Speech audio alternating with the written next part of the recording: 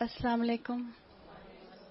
اللہ سے دعا کریں کہ اللہ تعالیٰ نے جس نیت کے ساتھ ہمیں گھروں سے نکالا ہے، ہم اسی نیت کو سامنے رکھتے ہوئے اپنے اس جذبے کے ساتھ، جو ہم نے جذبہ انشاءاللہ پورے رمضان رکھنا ہے، ہم قرآن کو سمجھنے کے لیے تھوڑا سا وقت نکالیں گے.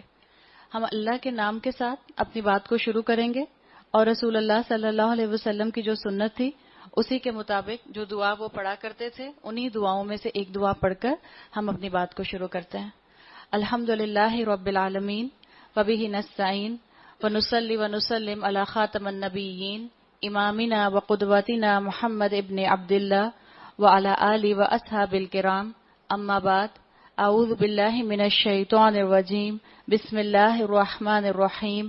رب اشرح لی صدری ویسر لی امری واحلل عقدۃ من لسانی یفقہوا قولی.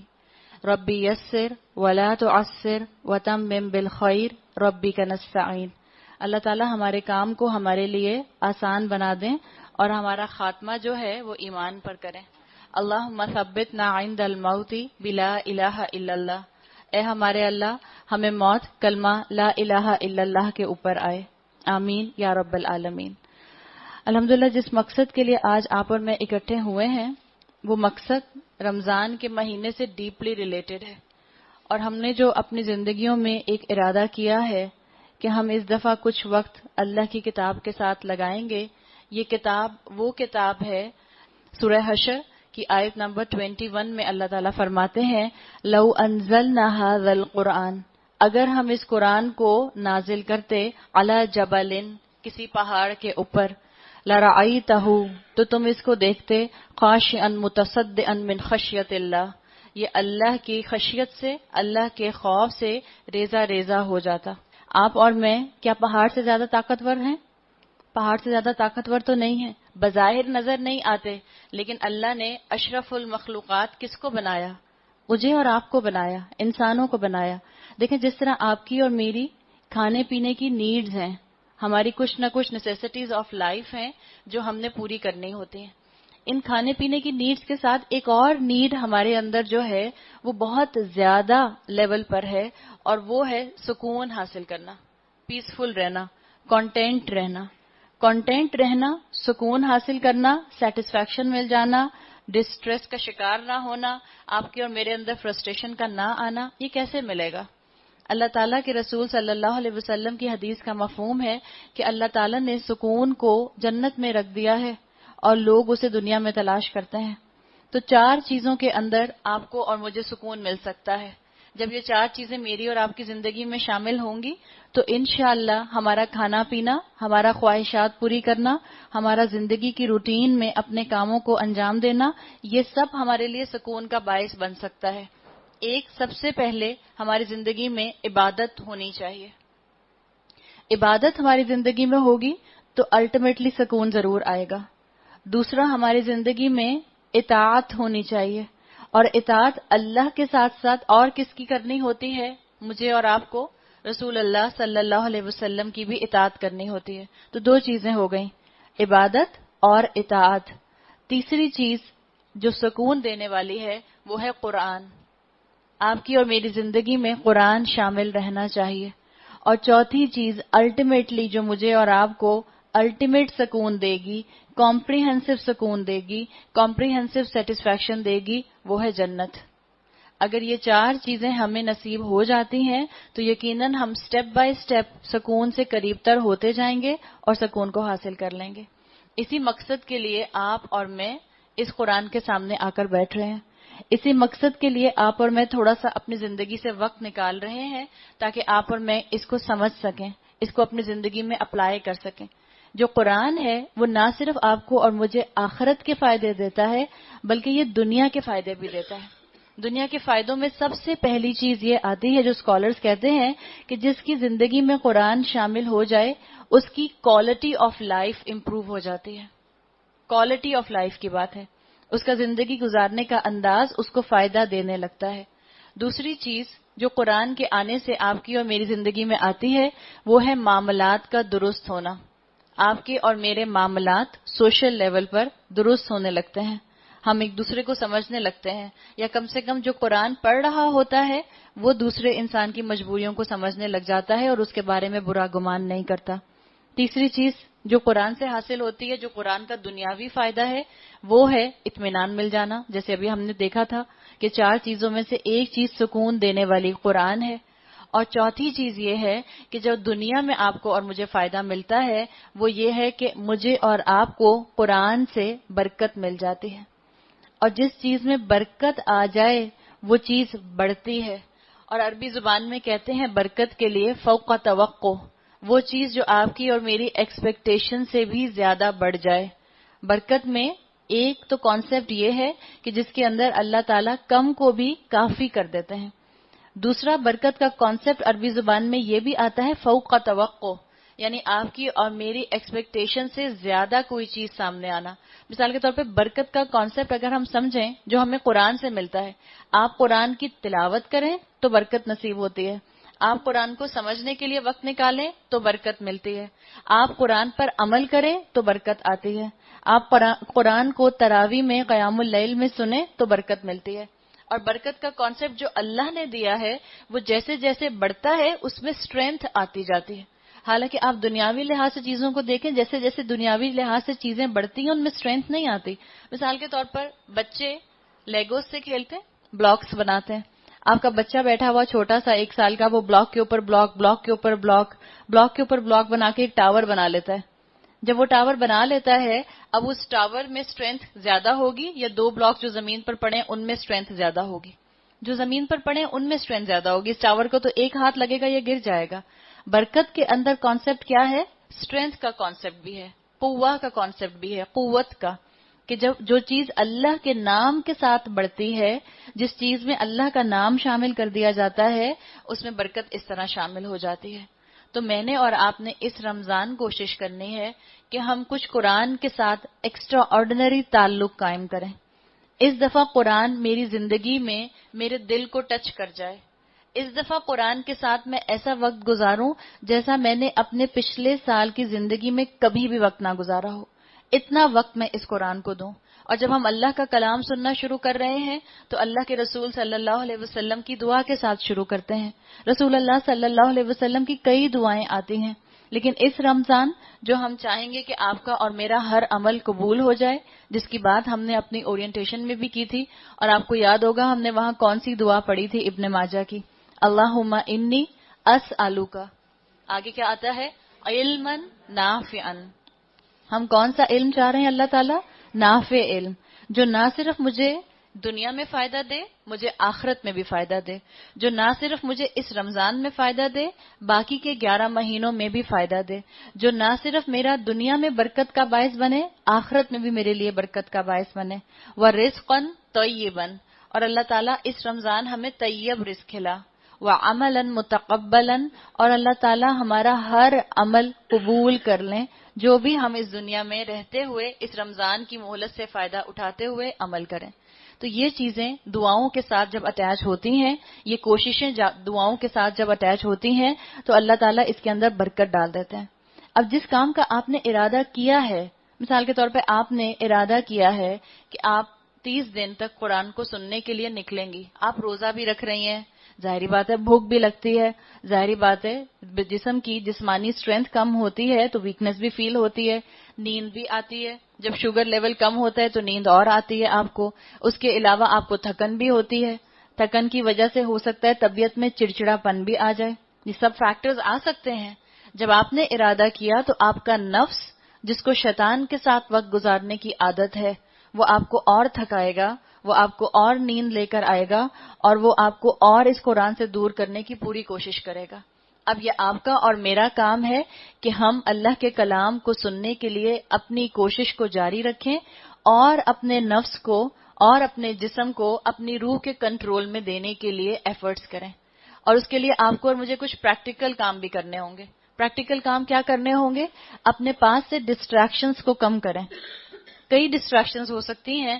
ایک ڈسٹریکشن مثال کے طور پر آپ کی زندگی میں کوئی بھی رمضان کے بعد بڑا ایونٹ آنے والا ہے، کوئی بڑا معاملہ گھر میں ہونے والا ہے، بیٹے کی شادی کا، گھر بدلنے کا، شوہر کے باہر جانے کا، آپ کا باہر سیٹل ہونے کا، یا مثال کے طور پہ آپ کے کسی بچے کی یونیورسٹی جانے کا، ایکس وائی زیڈ کوئی بھی معاملہ ہونے والا ہے۔ آپ جب نماز پڑھنے کھڑے ہوتے ہیں شیطان آپ کو آپ کے فیوچر فیئرز کے بارے میں ذہن کی طرف آپ کے ذہن کو لے کر جاتا ہے. آپ نے ان فیوچر فیئرز کو اپنے ذہن سے اس وقت رمضان میں کوشش کر کے ڈریگ کر کے نکالنا ہے تاکہ آپ کا اور آپ کے رب کا تعلق خراب نہ ہو جس کے لیے آپ نماز میں کھڑی ہوئی ہیں.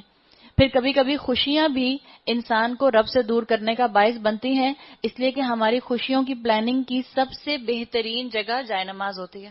ادھر ہم اللہ اکبر کہتے ہیں، ادھر ہماری پلاننگ شروع ہو جاتی ہے. تو اپنی خوشیوں کی پلاننگ کو بھی تھوڑا سا سبسائڈ کرنے کی ضرورت ہے کہ جس وقت میں اللہ اکبر کہوں اس وقت میرا ذہن صرف اللہ کے ساتھ متوجہ ہو. اپنے ایموشنز کو کنٹرول کرنے کی ضرورت ہے، اور ایموشنز میں رمضان کے مہینے میں سب سے زیادہ اپنی نیند کو کنٹرول کرنے کی ضرورت ہوتی ہے. ہم سب جو یہاں بیٹھے ہیں ہم سب جانتے ہیں کہ ہم اپنی نیند کی قربانی دے کر آئے ہیں، اس لیے کہ سحری کھانے کے بعد جب آپ سوئیں اور آپ کو پتا ہو کہ ظہر کی نماز تک بہت ٹائم ہے تو بہت نیند آتی ہے. اور جبکہ آپ کے پاس آپشنز بھی موجود ہوں کہ دوپہر میں بھی کہیں پر قرآن پڑھا جا رہا ہے، شام میں بھی پڑھا جا رہا ہے، تو آپ تو وہاں بھی جا سکتے ہیں. لیکن ظاہر ہے انسان اپنے گھر کے پاس کلوزسٹ ویسینٹی کے اندر دیکھتا ہے کہ جہاں وہ آسانی سے فائدہ اٹھا سکے. تو اپنی نیند کی آپ قربانی دے کر آئی ہیں.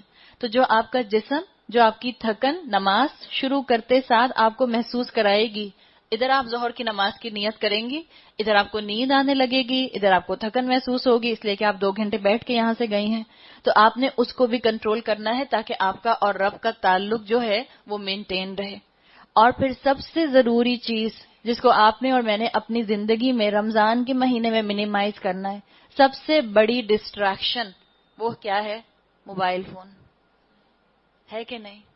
ہماری سب سے بڑی ڈسٹریکشن ہمارے موبائل فونز ہیں.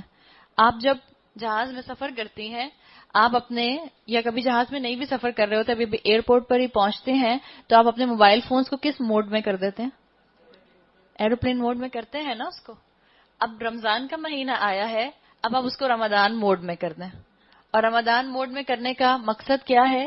اس کا آپ کو امپلیمنٹیشن کیا نظر آئے گا؟ ضرورت کے وقت فون اٹھائیں، میکسیمم آپ فون کو سائلنٹ رکھیں. جو آپ کے قریبی رشتہ دار ہیں، آپ کے گھریلو رشتہ داروں کے اندر آپ کا میں کا سسرال آ جاتا ہے، کہیں اگر آپ نے بہت ضروری بات کرنی ہے تو مجھے لینڈ لائن پر کال کر لیں. ہمارے موبائل فونز آج کل سائلنٹ بھی ہوتے ہیں، تب بھی ہماری اٹریکشن لے لیتے ہیں. اس لیے کہ وہ سائلنٹ بھی ہے تب بھی اس کی واٹس ایپ کی لائٹ الگ بلنک کرے گی، وائبر کی لائٹ الگ بلنک کرے گی، آپ کا ریگولر میسج آئے گا الگ بلنک کرے گی، آپ کا کوئی میسنجر پر میسج آئے گا الگ بلنک کرے گی، اور آپ کی چاہتے نہ چاہتے اس پر نظر چلی جاتی ہے. کبھی کبھی ہم نماز پڑھے ہوتے ہیں، اپنے سامنے کسی میز پر آپ نے موبائل رکھا ہوتا ہے، سائلنٹ ہوتا ہے، لیکن نماز پڑھتے پڑھتے اس پر نظر چلی جاتی ہے، کہیں یہ بلنک تو نہیں کر رہا. یہ ڈسٹریکشن ہے.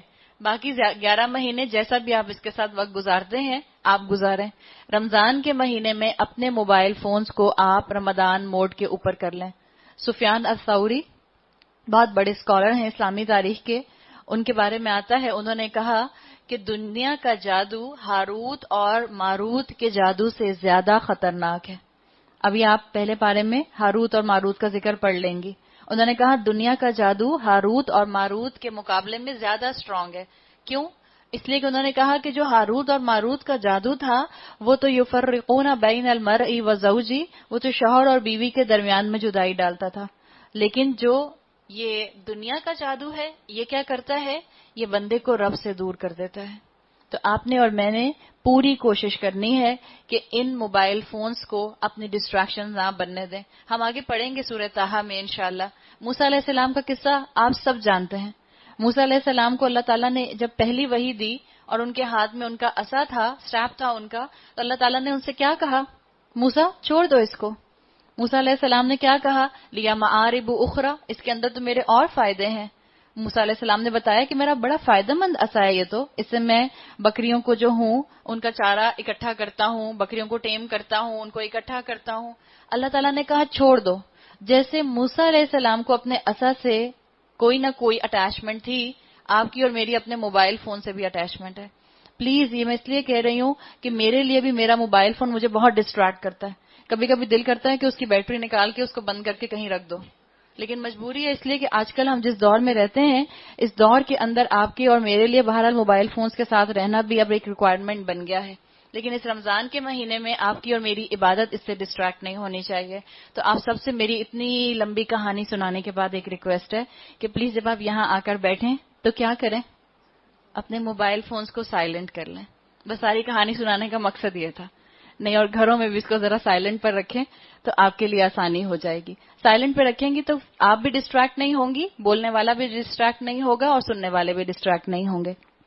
تو اب الحمدللہ ہم نے اللہ کا کلام سننا شروع کرنا ہے, اور اللہ کا کلام سننے کے لیے ضروری ہے کہ آپ اور میں اپنے اندر سے سارے جو ہیں شکوک و شبہات ان کو دور کر دیں. اگر آپ کی اور میرے پہلے سے کوئی پری کنسیوڈ نوشنز ہیں ان کو ایک طرف کر دیں. اللہ سے دعا کریں کہ اللہ تعالیٰ میں حق کی تلاش میں آئی ہوں, بولنے والے کو حق بولنے کی توفیق دے, اور جو حق مجھے سنایا جائے اس پر مجھے عمل کرنے والا بنا. بس یہ آپ کی اور میری دعا ہونی چاہیے. ہر دن آ کر اپنی نیت کو ضرور درست کریں. ابھی بھی دیکھ لیں, خود احتسابی انسان کو اللہ کے قریب کر دیتی ہے. ابھی بھی میں اور آپ دیکھ لیں کہ آپ اور میں یہاں کیوں آ کر بیٹھے ہیں. کیا نیک کہلوانے کے لیے؟ کیا اس لیے کہ جب میرے خاندان والوں کو پتا چلے گا کہ میں پورا دورہ قرآن اٹینڈ کر رہی ہوں اور میں نے تو پورا قرآن جو ہے پورے رمضان میں سن لیا اور اس کو ترجمہ بھی سمجھ لیا اور میں نے اس کو تراویح میں بھی پڑھ لیا, تو پتا چلا کہ اب آپ کے پاس دم درود کے لیے لوگ آ رہے ہیں. بہن ذرا سورہ فاتحہ پڑھ کے دم تو کر دو پانی کی بوتل پہ, میری طبیعت بہت خراب رہتی ہے. ہم اس لیے کیا قرآن پڑھیں کہ ہم بہت نیک کہلوائے جائیں, یا ہم اس لیے قرآن پڑھ رہے ہیں کہ اللہ تعالیٰ نے مجھے اور آپ کو یہ عمل کی کتاب دے دی ہے, راہ ہدایت دے دی ہے. ہم اپنی نیتوں کو درست کر لیں, اور ہمیں الٹیمیٹلی اللہ کی رضا چاہیے, اور اللہ کی رضا بھی چاہیے. اور میں اس قرآن کو کیوں پڑھ رہی ہوں, بہت ضروری چیز, میں اس پر عمل کرنا چاہتی ہوں. مجھے پتا چل جائے کہ جس اللہ نے مجھے بنایا ہے, جس اللہ نے مجھے تخلیق کیا ہے, اس اللہ نے میرے لیے مینول اسکرپٹ کیا دیا ہے, کیسے یہ مشین آپریٹ ہوگی, کس طرح یہ مشین جو ہے یہ لانگ لاسٹنگ ہوگی, کس طرح اس مشین کو لانگ لاسٹنگ ایور لاسٹنگ بنایا جا سکتا ہے اگر اس مشین کے ساتھ وہ کام کیے جائیں, وہ اعمال لیے جائیں جو جنت میں پہنچانے والے بن جائیں. تو اللہ تعالیٰ مجھے اور آپ کو اپنے کلام کو سننے والا, سمجھنے والا اور اس پر عمل کرنے والا بنائے. اللہ تعالیٰ مجھے اور آپ کو توفیق دے کہ ہم نے جس نیک کام کا ارادہ کیا ہے احسن طریقے سے, ہمت, صحت اور ایمان کے ساتھ اپنی باقی فرض عبادات کو پورا کرتے ہوئے ہم اپنے اس عمل کو مکمل کر سکیں, کمپلیٹ کر سکیں. اب شروع کرتے ہیں. بسم اللہ الرحمن الرحیم. سورۃ الفاتحہ پہلی سورت ہے مصحف کے اندر. میری آج سب سے ریکویسٹ ہوگی, اگر آپ لوگ آج نہیں لے کر آئے تو کل اپنے ساتھ قرآن ضرور رکھیں, قرآن ترجمے والا, اس لیے کہ میں آپ کے سامنے ترجمہ پڑھ رہی ہوں گی. ہوتا یہ ہے کہ جب دورہ قرآن کیا جاتا ہے تو آپ اس میں عربی ساری کی ساری نہیں پڑھ پاتے, اس لیے کہ 2-2.25 گھنٹے ہوتے ہیں. ہم اس میں اپنے لیے کچھ سبق بھی لینا چاہ رہے ہوتے ہیں, اور ہم یہ بھی چاہ رہے ہوتے ہیں کہ ہم نے کل رات مثال کے طور پہ جو تراویح سنی ہے, وہ پارہ جس کی تلاوت ہم نے سنی ہے, ہمیں کم سے کم یہ پتا چل جائے, اگر ہمیں مکمل سمجھ نہیں آیا, کہ اس پارے کے اندر اللہ تعالیٰ نے کون کون سے ٹاپکس جو ہیں وہ ڈسکس کیے ہیں, یا مجھے پتا چل جائے کہ میں نے جو قرآن پڑھا ہے اس قرآن کی مجھے سمجھ بھی آ جائے. تو اگر آج نہیں ہے تو کل سے کوشش کر کے ترجمے والا قرآن اپنے ساتھ رکھیے, تاکہ آپ سنکرنائز رہیں, آپ کو پتا چلے کہ ہم کیا پڑھ رہے ہیں. آپ اپنے عمل کے لیے کوئی چیز لکھنا چاہیں تو وہیں اپنے قرآن پر لکھ لیں. سورۃ الفاتحہ قرآن میں 2 اینگل سے پہلی سورت ہے. ایک ترتیب مصحف میں, ترتیب مصحف کہتے ہیں جو آپ کے اور میرے ہاتھ میں ہماری اپنی اپنی قرآن کی کاپی ہے, اس کو مصحف کہتے ہیں. ترتیب مصحف میں سب سے پہلی سورت سورۃ الفاتحہ ہے. تو ایک اینگل تو یہ ہو گیا اس کے قرآن کی پہلی سورت ہونے کا. دوسرا پہلی سورت ہونے کا اینگل اس کا یہ ہے ترتیب نزولی کے اعتبار سے, یعنی جس طرح سے ریولیشن ہوئی اس آرڈر میں سورۃ الفاتحہ پہلی سورت ہے جو مکمل نازل ہوئی. اس سے پہلے اسارٹڈ آیات اللہ تعالیٰ نے رسول اللہ صلی اللہ علیہ وسلم پر نازل فرمائی. جیسے مثال کے طور پر پہلی وہی سورہ علق, پھر آئی سورہ مزمل, پھر آئی سورہ مدثر, اس کے بعد سورہ قلم, اور پھر سورہ فاتحہ کی یہ 7 آیات ایک ساتھ مکمل نازل کی گئیں. تو سورۃ الفاتحہ 2 اینگل سے قرآن کی پہلی سورت ہے. فاتحہ بنا ہے روٹ ورڈ فا تا ہا سے. آپ کو پتا ہے کہ عربی زبان میں جو الفاظ بنتے ہیں وہ کچھ لیٹرز کی کمبینیشن سے بنتے ہیں. جیسے ایک لفظ ہے علم, इसका रूट वर्ड क्या होगा, आइन लाम मीम। इसी से बनेगा मुअल्लिम, इसी से बनेगा तालीम, इसी से बनेगा तालमूना, मुख्तलिफ अल्फाज इससे बनेंगे, आलिम, उलमा, ये सब आइन लाम मीम से अल्फाज बनते हैं। अल फातिहा, इसका रूट वर्ड क्या है, फाताहा। फाताहा का अगर आप बिल्कुल लिटरल मीनिंग्स ढूंढें, आपको अक्सर तर्जुमा मिलता है खोलने वाली, द ओपनिंग सूरा ऑफ कुरान। इसका तर्जुमा यही लिखा होता है, खोलने वाली। एक तो इसको खोलने वाली इसलिए कहते हैं कि जैसे ही आप मुसहफ खोलते हैं तो जो पहला सफा आपको मिलता है उस पर सूरतुल फातिहा लिखी होती है।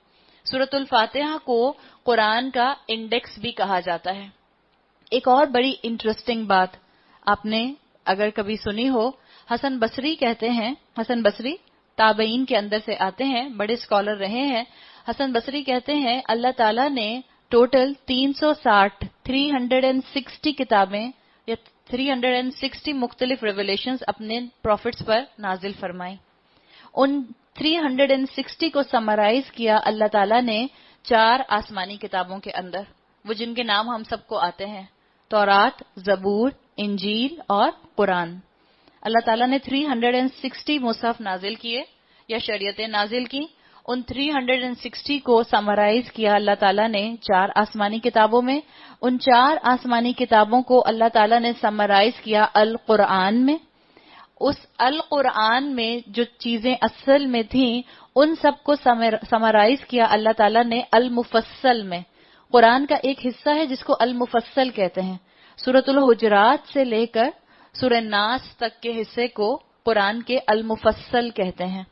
तो हसन बसरी कहते हैं कि अल्लाह ताला ने जो कुरान में अहकामात दिए उसको समराइज किया सूरह हुजरात से लेकर सूरह नास तक अल मुफस्सल के अंदर, और कहते हैं अल मुफस्सल को अल्लाह ताला ने समराइज किया सूरतुल फातिहा के अंदर, और सूरतुल फातिहा को समराइज किया सूरतुल फातिहा की 4थी आयत के अंदर, जो भी हम पढ़ेंगे, इय्याका नअबुदु व इय्याका नस्तईन। बहरहाल मुख्तलिफ स्कॉलर्स की मुख्तलिफ राय हैं, और आप जितना इसको इन डेप्थ समझने की कोशिश करें आपको इसकी गहराई समझ आती जाती है। तो फातिहा को खोलने वाली इसलिए भी कहते हैं कि इससे मुसहफ का आगाज होता है, और क्योंकि ये कुरान का इंडेक्स है, इसमें तमाम वो मजमून एक तरह से आ जाते हैं जिसका आगे जिक्र जो है वो पूरे कुरान में किया जाता है। फातिहा के एक मीनिंग होते हैं द वे आउट, किसी मुश्किल से कोई रास्ता मिल जाना। इसीलिए अरबी जुबान में विक्ट्री को फतह कहते हैं। फतह का रूट वर्ड भी फा है। तो एक आपके सामने मीनिंग्स आ गए फातिहा के खोलने वाली, और दूसरे आ गए द वे आउट। आपके और मेरे जिंदगी के अंदर जो मामलात होते हैं उनका वे आउट, उन मुश्किलात का हल इस फातिहा के अंदर है। अगर मैं इस फातिहा को समझकर अल्लाह से मांगूंगी दुआ के तौर पर, और मैं इस पर अमल करूंगी, तो मुझे जिंदगी में अपनी मुश्किलात का वे आउट मिल जाएगा, इसका मुझे हल मिल जाएगा। इसी तरह से सूरह हिजर की आयत नंबर 87 में फातिहा को सबअन मसानी कहा गया है। सबअन मसानी यानी 7 दोहराई जाने वाली आयत, इसका नाम दिया गया है। इसके मुख्तलिफ नाम आपको अहादीस और कुरान में मिल जाते हैं। तकरीबन 26 नाम इमाम सुयूती ने इसके डिस्क्राइब किए हैं, जो उन्होंने अहादीस और कुरान से डिस्क्राइब किए हैं। तो आपको कई नाम इसके मिलते हैं, लेकिन आपको इसके मोटे मोटे नाम आने चाहिए। जैसे मिसाल के तौर पर अल फातिहा, अल काफिया, अल शाफिया, इसको कहते हैं उम्मुल किताब, इसको कहते हैं उम्मुल कुरान, इसको कहते हैं सबअन मसानी, इसको कहते हैं, एक और इसका नाम है जो आपको और मुझे याद रहना चाहिए, वो नाम इसका जो है उसका ताल्लुक बनता है नमाज के साथ। इसको कहते हैं सूरतुस सलाह, अस्सलाह, सलाह नमाज को कहते हैं। अल्लाह ताला के रसूल सल्लल्लाहु अलैहि वसल्लम बताते हैं, हदीस कुदसी का अल्फाज जो आते हैं, अल्लाह ताला कहते हैं क़समतुस सलाता, मैंने नमाज को तकसीम किया है बैनी व बैन अब्दी निस्फैन, अपने और अपने बंदे के दरमियान आधा आधा। और वहां पर अस्सलात तमाम स्कॉलर्स का कंसेंसस है कि सूरतुल फातिहा के लिए आया है। और ये हदीस कुदसी में क्यों आता है, इसलिए कि सूरह फातिहा की पहली 3 आयात में अल्लाह का इंट्रोडक्शन है, फिर आखिरी 3 आयात में अल्लाह ताला के बंदे की एक दुआ है। हर उस बंदे की दुआ है जिसकी फितरत सलामत है, जो सोच समझकर फातिहा को पढ़ता है। तो 3 आयात में इंट्रोडक्शन, 3 में दुआ اور درمیان میں ایک آیت رہ گئی. میں نے کہا پہلی 3 میں اللہ کا انٹروڈکشن ہے، آخری 3 میں ایک بندے کی دعا ہے، نیک بندے کی، سلیم الفطرت بندے کی دعا ہے. جو درمیان میں آیت نمبر 4 ہے وہ اصل میں میرا اور آپ کا یا سلیم الفطرت انسان کا اپنے رب سے عہد ہے، جس میں ہم کہتے ہیں ایاک نعبد و ایاک نستعین. تو سورۃ الفاتحہ کو سمجھ کر پڑھنا، سورۃ الفاتحہ ہر مسلمان کو آنی چاہیے، کیونکہ سورۃ الفاتحہ آپ کو اور مجھے نماز میں کئی مرتبہ پڑھنی ہوتی ہے. اس کا بڑا انٹرسٹنگ ایک اسکالر نے انٹرپریٹیشن کیا. وہ کہتے ہیں سورہ ہجر میں جو اس کا نام آیا ہے سبع من المثانی، بار بار 7 دہرائی جانے والی آیات، جب یہ قرآن نازل ہو رہا تھا اس وقت تو شاید مسلمان صرف اتنا سمجھتے کہ کیونکہ ہم اس کو سورہ فاتحہ میں بہت دفعہ، اس کو کیونکہ ہم نماز میں بہت دفعہ پڑھتے ہیں تو یہ 7 دہرائی جانے والی آیات بن گئی. آج اگر آپ غور کریں تھوڑا سا، اس وقت کتنے بلین مسلمان ہیں؟ تقریباً 1.5 بلین مسلمان ہیں. اگر 1.5 بلین میں سے آدھے بھی نمازیں پڑھنے والے ہیں 5 وقت کی، اور دنیا کے مختلف کانٹیننٹ کے اندر مختلف اوقات میں نماز کا وقت ہوتا ہے، تو کسی نہ کسی وقت کوئی نہ کوئی نماز پڑھ رہا ہوتا ہے. اور اس نماز کا بیسک حصہ کیا ہے؟ سورۃ الفاتحہ. سورۃ الفاتحہ کو مستقل ریپیٹ کیا جا رہا ہوتا ہے. آج سے 1450 سال پہلے سبع من المثانی کا جو ٹرانسلیشن تھا، جو فہم تھا، وہ صرف یہ تھا کہ نماز میں پڑھنا. اور آج دیکھیں کتنا ملٹی پلائی ہوا ہے، کتنی تیزی سے آج اس کو آپ اور میں سمجھ سکتے ہیں. تو اللہ تعالیٰ نے یہ مجھے اور آپ کو ایک دعا سکھائی ہے سورۃ الفاتحہ کی شکل میں، جس میں اللہ نے طریقہ سکھا دیا کہ دعا میں پہلے اللہ کا تعارف کیا جائے، اللہ کی تعریف کی جائے، اس کے بعد بندہ اپنی دعا کو سامنے رکھے. شروع ہوتی ہے الحمدللہ رب العالمین، کل شکر کل تعریف اللہ ہی کے لیے ہے جو رب العالمین ہے. سچی بات ہے، دورہ قرآن مجھے ہمیشہ ایسا لگتا ہے کہ اس میں تشنگی رہ جاتی ہے، اس لیے کہ بہت سی چیزیں ایسی ہیں جس میں دل چاہ رہا ہوتا ہے کہ آپ سے تفصیل سے بات کی جائے، لیکن موقع نہیں ہوتا. سورۃ الفاتحہ پر ہی اگر ہم بات کریں تو میرا خیال ہے ہمارا کافی ٹائم تیزی سے گزر جائے گا، ابھی بھی ٹائم بہت تیزی سے گزر رہا ہے، لیکن تھوڑا سا بیسک اس کے جیمز ہمارے سامنے ہونے چاہیے تاکہ کل کو ہم اپنے آنے والی جنریشن کو اس قرآن کی خوبصورتی سے کم تھوڑی سی ایکنالجمنٹ تو کرا سکیں. اللہ تعالیٰ نے کہا کل شکر کل تعریف رب العالمین کے لیے ہے. آپ کہتی ہیں الحمد، حمد ایک اردو میں لفظ ہوتا ہے کسی کی تعریف کرنا، تعریف ایک لفظ آتا ہے، ایک آتا ہے کسی کا شکریہ کرنا. جب آپ الحمد کا ترجمہ دیکھتی ہیں تو آپ کیا پڑھتی ہیں؟ کل شکر کل تعریف. دنیا کی کوئی ایسی ہستی نہیں ہے، کائنات کی کوئی ایسی ہستی نہیں ہے جس کا آپ ایٹ اے ٹائم شکریہ بھی کر رہی ہوں اور پھر آپ اس کی تعریف بھی کر رہی ہوں. بہت کم ایسا ہوتا ہے کہ آپ کسی کی تعریف بھی کر رہی ہوں اور اس کا شکریہ بھی کر رہی ہوں. مثال کے طور پر آپ نے ایک بہت بڑی سی گاڑی دیکھی، آپ گاڑی کی تعریف کرتی ہیں یا گاڑی کا شکریہ کرتی ہیں؟ تعریف کرتی ہیں. آپ نے کوئی ایتھلیٹ دیکھا جو بہت زیادہ پریکٹس کر رہا ہے اور بہت کوشش کر رہا ہے کہ اولمپکس کے اندر اس کا نام سلیکٹ ہو جائے اور ورک آؤٹ کرتا ہے اور وہ پھر اس کے بعد اپنے ملک کا نام آگے بڑھا بھی دیتا ہے اور گولڈ میڈل لے لیتا ہے. آپ اس کی تعریف کرتی ہیں یا آپ اس کا شکریہ کرتی ہیں؟ اگر آپ کا اس ملک سے تعلق نہیں ہے تو آپ اس کی بس تعریف کرتی ہیں کہ ایک اچھا ایتھلیٹ ہے. مثال کے طور پر آپ نے کسی کا بہت بڑا گھر دیکھا، آپ گھر کو دیکھ کے یا آپ کے شوہر نے آپ کا گھر آپ کی پسند کے مطابق بنوا دیا، آپ گھر کا شکریہ کرتی ہیں یا گھر کی تعریف کرتے ہیں؟ آپ گھر کی تعریف کر رہی ہوتی ہیں، گھر کا شکریہ نہیں کر رہی ہوتی. شکریہ کس کا کر رہی ہوں گی آپ؟ شکریہ ہو سکتا ہے آپ اپنے شوہر کا کر رہی ہوں، الٹیمیٹلی آپ اللہ کا کر رہی ہوں. تو بعض دفعہ دنیا میں ہم کسی کی تعریف کر رہے ہوتے ہیں بغیر شکریہ کے، بعض دفعہ ہم کسی کا شکریہ کر رہے ہوتے ہیں بغیر تعریف کے. اگر آپ اسلامی تاریخ اٹھا کر پڑھیں تو فرعون جس نے موسیٰ علیہ السلام کو اپنے محل میں پالا تھا، اور جب موسیٰ علیہ السلام اپنی بلوغت پر پہنچ گئے اور اس کے محل میں واپس آئے اس کو تبلیغ کرنے کے لیے، تو اس نے موسیٰ علیہ السلام کو اپنے احسانات گنوائے تھے کہ کیا ہم نے تم کو بچہ سا نہیں پالا تھا؟ موسیٰ علیہ السلام نے اس کے احسانات کا شکریہ ضرور کیا قرآن میں، لیکن اس کی تعریف نہیں کی اس لیے کہ وہ مشرک تھا. اسی طرح ابراہیم علیہ السلام کا واقعہ قرآن میں ملتا ہے. اپنے والد آزر کے ساتھ انہوں نے کیا معاملہ رکھا؟ شکریہ کا یا تعریف کا؟ والد تھے تو شکریہ کیا. قرآن میں آتا ہے انشکر لی ولی والدیک، اپنا بھی اپنے والدین کا بھی شکر ادا کرو اور میرا بھی شکر ادا کرو چاہے وہ مشرک ہیں.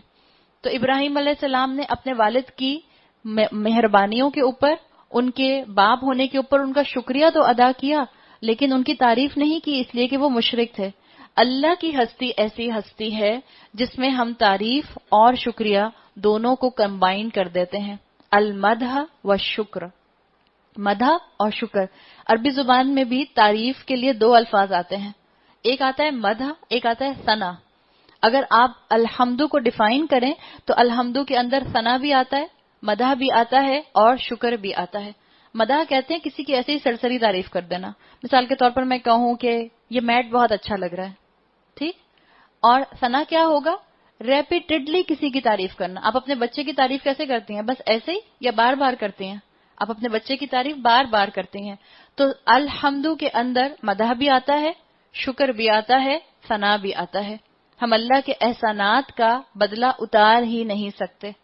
اسکالرز کہتے ہیں کہ اللہ تعالیٰ نے یہاں پر الحمدو کہا۔ الحمدو اسم ہے، ناؤن ہے۔ عربی زبان میں ناؤن بھی آتے ہیں، وربز بھی آتے ہیں۔ اللہ تعالیٰ نے یہاں پر اسم استعمال کیا، ورب استعمال نہیں کیا۔ اس کی حکمت دیکھیں، اللہ کے رسول صلی اللہ علیہ وسلم جب خطبہ دیا کرتے تھے تو کہا کرتے تھے نحمدہ، ہم اللہ کی حمد کرتے ہیں۔ اللہ چاہتا تو یہاں یہ نہیں آ سکتا تھا نحمدہ رب العالمین؟ آ سکتا تھا نا، ہم حمد کرتے ہیں۔ یہ اسکالرز کی باتیں، یہ میری باتیں نہیں جو میں آپ کو بتا رہی ہوں، یہ اسکالرز نے دلائل نکالے ہیں، یہ اسکالرز نے ورک کیا ہے۔ انہوں نے دیکھا ہے کہ اللہ تعالیٰ نے آخر یہاں پر الحمدو کیوں استعمال کیا۔ وہ کہتے ہیں اللہ نے یہاں پر فعل اس لیے استعمال نہیں کیا، ورب اس لیے استعمال نہیں کیا کیونکہ اسم انڈیپینڈنٹ ہوتا ہے، فعل کو کوئی کام کرنے والا چاہیے ہوتا ہے۔ مثال کے طور پر میں کہوں حمد، اس کا مطلب ہے حمد، میں ایک ناؤن بول رہی ہوں، میں کہوں میں حمد کرتی ہوں، اب اس کا مطلب ہے حمد میری محتاج ہو گئی، جب تک میں حمد نہیں کروں گی جب تک حمد نہیں ہوگی۔ تو اسکالرز کہتے ہیں کہ اللہ تعالیٰ نے یہاں پر اسم لا کے یہ بات واضح کر دی، اللہ کی حمد میں پرماننس ہے، اللہ کی حمد تو ہر وقت ہے، چاہے میں کروں یا نہ کروں۔ اللہ کا شکر، اللہ کی تعریف تو ہر لمحے ہے، چاہے مجھے یاد رہے چاہے میں غافل رہوں۔ پھر وہ کہتے ہیں کہ اللہ نے یہاں پر حکم کیوں نہیں دیا؟ کیا قرآن میں حکم آتا ہے؟ فعل امر، قرآن میں حکم بھی آتا ہے، کمانڈ بھی آتی ہے، اللہ نے حکم نہیں دیا۔ اسکالرز کہتے ہیں اس کے لیے کہ حکم اس لیے نہیں دیا کہ حکم کے اندر دو پاسبلٹیز ہوتی ہیں کہ جب آپ کسی کو حکم دیں، ایک پاسبلٹی یہ ہے کہ وہ آپ کی بات مانے، دوسری پاسبلٹی کیا ہے کہ وہ آپ کی بات نہ مانے۔ تو اللہ کی شان کہ اللہ نے یہاں بہت ہی کنسائز لفظ استعمال کیا، الحمد۔ آپ عربی پڑھتی ہیں تو آپ کو پتہ چلتا ہے الحمد پراپر ناؤن ہے، لیکن اس کا مطلب کیا ہے؟ صرف ایک تعریف الحمد، دا حمد نہیں، الحمد کا مطلب یہاں پر ہے جتنی بھی طرح کی دنیا میں کسی کی تعریفیں ہو سکتی ہیں، کسی کے لیے جتنے بھی تعریف کے الفاظ ہو سکتے ہیں، شکر کے الفاظ ہو سکتے ہیں، وہ اس الحمد کے اندر ایمبیڈڈ ہیں، وہ اس الحمد میں چھپے ہوئے ہیں۔ یہ اس قرآن کے ایک لفظ کی خوبصورتی ہے جو میں نے آپ کو بالکل تھوڑی سی دکھائی ہے۔ ابھی میں اگر دکھانا شروع کروں اسی لفظ کی اور خوبصورتی تو 1 گھنٹہ اور گزر جائے گا اور میرے پاس ٹائم نہیں ہے۔ اللہ سے دعا مانگیں کہ اللہ ہمارا اس کلام کے ساتھ وقت گزارنا جو ہے اس کو آسان بنا دے، اللہ ہمارے دل میں کریونگ پیدا کر دے کہ ہم اپنے اس اللہ کے کلام کو سمجھنے کے لیے اپنی زندگیوں سے وقت نکالیں۔ پھر وہ کہتے ہیں اسکالرز، یہاں پر آیا الحمدللہ، ہم کس کا شکر ادا کرتے ہیں؟ اللہ کا۔ آگے آیا رب العالمین، جو تمام جہانوں کا رب ہے۔ عربی زبان کی خوبصورتی یہ ہے کہ یہاں پر یہ رب بھی جو ہے یہ اللہ کے بدل کے طور پر آیا ہے۔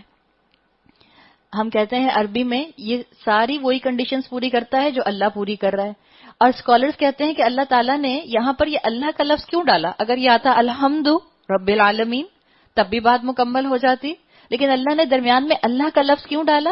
یہ بتانے کے لیے کہ یاد رکھو اصل حمد، اصل شکر، اصل تعریف صرف اس کا ہے جو اللہ ہے، ورنہ اگر عیسائی سمجھتا کہ سب حمد جو ہے وہ رب کی ہے، اس کی نظر میں رب کون ہے، لارڈ کون ہے عیسائی کی شکل کی نالج میں؟ کرسچینٹی میں لارڈ کس کو کہتے ہیں؟ عیسیٰ علیہ السلام کو کہتے ہیں لارڈ وہ تو۔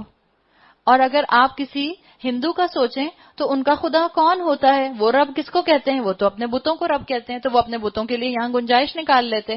اگر آپ کسی اور مذہب کا سوچیں، بدھسٹ کا سوچیں، وہ وہاں پر اپنے کسی گاڈ کو لے آتے۔ اللہ نے واضح کر دیا کون ہے رب العالمین؟ اللہ، اللہ ہے رب العالمین۔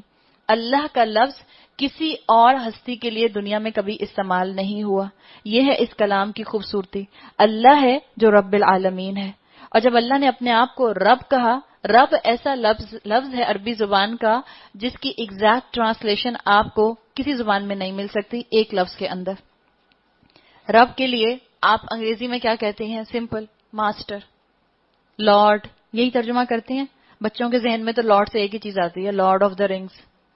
جو بچے بیٹھے ہیں ان کے ذہن میں تو یہی آئے گا. لیکن لارڈ اس کا انکمپلیٹ ٹرانسلیشن ہے. رب کہتے ہیں عربی زبان میں هو المالک والقیم والمنعم والمربی. مالک ہے جو، هو المالک جو مالک ہے، آپ کا آقا ہے، جو آپ کا لارڈ ہے، جو آپ کا ماسٹر ہے. والمنعم جو آپ کو انعام دینے والا ہے، آپ اس کی تعریف کریں یا نہ کریں وہ آپ کو اپنی نعمتوں سے نوازتا رہتا ہے. اور کون ہے؟ والمربی آپ کو اور مجھے گرو کرنے والا ہے، کمال تک پہنچانے والا ہے. والقیم آپ کو اور مجھے قائم رکھنے والا ہے. ہماری اتنی زیادہ غلطیوں کے باوجود ہم جھوٹ بولتے ہیں، ہم غیبت کرتے ہیں، ہم دھوکہ دیتے ہیں، ہم اللہ کی ناراضگی کا باعث بنتے ہیں، ہم لوگوں کا دل دکھاتے ہیں. کبھی آسمان سے بجلی آ کر آپ پر اور مجھ پر گر جاتی ہے؟ نہیں. کوئی کلہاڑا آتا ہے دور سے ایکس اور آ کر میری اور آپ کی زبان کو چاپ کر دیتا ہے؟ نہیں ہوتا ایسا. اس لیے کہ وہ رب العالمین ہے، رب ہے. رب کے اندر مالک کا کانسیپٹ آ جاتا ہے. اور جب اللہ نے اپنے آپ کو رب کہا، مالک کہا، ماسٹر کہا، تو ماسٹر کا اپوزٹ کیا ہوتا ہے؟ غلام، سلیو. اگر اللہ رب ہے تو میں کون ہوں؟ میں سلیو ہوں، میں غلام ہوں، جس کے لیے بندے کے لیے لفظ آئے گا آگے عبد کا. آگے اللہ تعالیٰ نے ابھی اپنی انٹروڈکشن کو کمپلیٹ نہیں کیا. اللہ نے کہا الرحمن نے رحیم. جیسے سورہ فاتحہ ایک روٹ ورڈ سے بنی ہے، ایسے ہی الرحمن نے رحیم ایک ہی روٹ ورڈ کے دو الفاظ ہیں. اس کا روٹ ورڈ ہے را ہا میم. بہت سی باتیں کہی جا سکتی ہیں. اسکالرز نے صفوں کے صفحے لکھے ہیں الرحمن الرحیم کی تفسیر کے اندر. آپ میں سے جس کو شوق ہو آپ پڑھ سکتے ہیں، جس کو جذبہ آئے پڑھنے کا وہ پڑھ سکتا ہے. اس وقت تو وقت نہیں ہے. اتنا سمجھ لیں، ابن عباس رضی اللہ عنہ کہتے ہیں کہ رحمان اور رحیم کیا ہے؟ الرحمن الدنیا و رحیم الآخرہ. اللہ جو ہے وہ دنیا میں رحمان ہے اور آخرت میں رحیم بن کر ہمارے سامنے آئے گا. رحمان کا مطلب ہوتا ہے ایکسیسیولی لونگ، ایکسیسیولی کیئرنگ، ایکسیسیولی آپ کے ساتھ کنسیڈریٹ، جو آپ کا بہت خیال رکھے، جو آپ سے بہت محبت کرے، جو آپ کے ساتھ رحم کا جذبہ رکھے. یہ جو رحمان ہے اس کے اندر ٹیمپرری فیلنگز ہیں. یعنی میرے اور آپ کے آج کے معاملات، آج کی پریشانیوں کو سالو کرنے کے لیے اللہ رحمان کی شکل میں موجود ہوتا ہے، اور میرے اور آپ کے مستقبل کے مسائل کو حل کرنے کے لیے اللہ رحیم بن کر موجود رہتا ہے. مثال کے طور پر اس کی میں آپ کو ایک مثال دوں. ایک چیز، ایک انسان کی کوالٹی اگر ہو، ضروری نہیں ہے وہ کوالٹی اس میں ہر وقت نظر آئے. مثال کے طور پر آپ کہتی ہیں میری امی بہت لونگ ہے. صحیح؟ آپ کہتی ہیں میری امی بہت لونگ ہے. آپ اپنی کسی فرینڈ کو بتا رہی ہیں، آپ کے سامنے سے امی آتی ہیں اور کہتی ہیں یہ کیسے بیٹھی ہو؟ ایسے بیٹھتے ہیں؟ سیدھا ہو کے بیٹھو. امی تو آپ کی لونگ تھی تو کیوں ڈانٹا آپ کو؟ امی لونگ ہے، لیکن ضروری نہیں ہے کہ جس وقت آپ امی کو لونگ پکاریں اس وقت بھی امی آپ کے ساتھ لونگ رہیں. آپ کہیں آپ کی ایک دوست بہت جنرس ہے، آپ کہیں بہت اللہ کی راہ میں پیسہ دیتی ہے، ضروری تو نہیں جس وقت آپ اس کی تعریف کر رہی ہیں اس وقت بھی وہ بہت جنروسٹی کا مظاہرہ کر رہی ہو، ضروری نہیں ہے. اللہ کو جب رحمان کہہ کر پکارا جاتا ہے، اللہ اپنی پورے شان رحیمی کے ساتھ اپنے بندوں کے لیے موجود ہوتا ہے. تو آپ کا اور میرا ایمان ہے کہ اس وقت ہم اللہ کو الرحمان کہہ رہے ہیں، اللہ اپنی شان رحیمی کے ساتھ اس وقت بھی ہمارے سامنے موجود ہے، ہم پر اپنا سایہ کیے ہوئے ہیں. تو الرحمن جو ہے وہ دنیا میں آپ کی اور میری آج کی مشکلات اور مسائل کا حل کرنے والا ہے، اور رحیم جو ہے وہ آخرت میں سامنے آئے گا. سورہ احزاب میں آتا ہے وَكَانَ بِالْمُؤْمِنِينَ رَحِيمًا. اللہ تعالیٰ ایک چیز اور بتاتے ہیں رحیم کے متعلق کہ اللہ کی جو شان رحیمی ہے، جو رحمت اس کے اندر آتی ہے وہ مومنین کے لیے آتی ہے. اللہ تعالیٰ نے اپنے رسول صلی اللہ علیہ وسلم کے ذریعے بتایا کہ اللہ نے اپنی رحمت کے 100 حصے کیے، ان میں سے ایک حصہ دنیا میں نازل کر دیا. اسی ایک حصے کی وجہ سے ماں اپنی اولاد سے پیار کرتی ہے، آپ جانور کے ساتھ رحم دل ہوتے ہیں، جانور آپ کے ساتھ رحم دل ہوتا ہے، ہم ایک دوسرے کے اوپر احسان کرتے ہیں، یہ اسی 1% رحم کا اثر ہے. باقی 99 حصے اللہ نے آخرت کے لیے ریزروڈ رکھے ہیں. ہم اللہ سے دعا کرتے ہیں کہ اللہ تعالیٰ آخرت میں ہمیں اپنی رحمت کا مستحق بنا. ہم اللہ سے دعا کرتے ہیں کہ اللہ تعالیٰ آخرت میں ہمیں اپنی رحمت کا مستحق بنا. پھر اللہ تعالیٰ نے جب اپنے آپ کو بہت زیادہ رحمان کہا تو ساتھ ساتھ یہ ذہن میں آتا ہے کہ جب اللہ اتنا رحیم ہے تو اللہ میرے گناہوں پر مجھے پکڑتا بھی نہیں ہے، میں غلطی کرتی ہوں، کوئی مجھے سزا بھی نہیں ملتی، بخار بھی نہیں آتا، پریشانی بھی نہیں آتی، اس کا مطلب شاید یہ ہے کہ میں آسانی سے گناہ کر سکتی ہوں، اپنی مرضی کا لائف سٹائل اپنا سکتی ہوں. شاید اس کا مطلب یہ ہے کہ میں جیسے چاہوں جی ہوں. شاید میں نے اس سے یہ ڈرائیو کر لیا. نہیں، اگلی آیت میں ابھی اللہ کا انٹروڈکشن مکمل ہو رہا ہے. اللہ نے کہا مالک یوم الدین، بدلے کے دن کا مالک ہے. ایک طرف ہے اللہ کا رحم، دوسری ایکسٹریم پر کیا ہوتا ہے؟ اگر ہم سوچیں، ایک ایکسٹریم پر رحم ہے، دوسری ایکسٹریم پر کیا ہوگا؟ سزا. اور درمیان میں زیرو لیول پر کیا آئے گا؟ عدل. اللہ نے جب ایک طرف اپنے رحم کا ذکر کیا تھا تو دوسری ایکسٹریم پر جا کر اللہ تعالیٰ نے اپنی سزا کا ذکر نہیں کیا، اپنے عدل کا ذکر کیا. اللہ نے کہا مالک یوم الدین، بدلے کے دن کا مالک ہے اور پرفیکٹ عدل کرنے والا ہے. عدل کرنے والے دن کا مالک ہے، جزا سزا کے دن کا مالک ہے.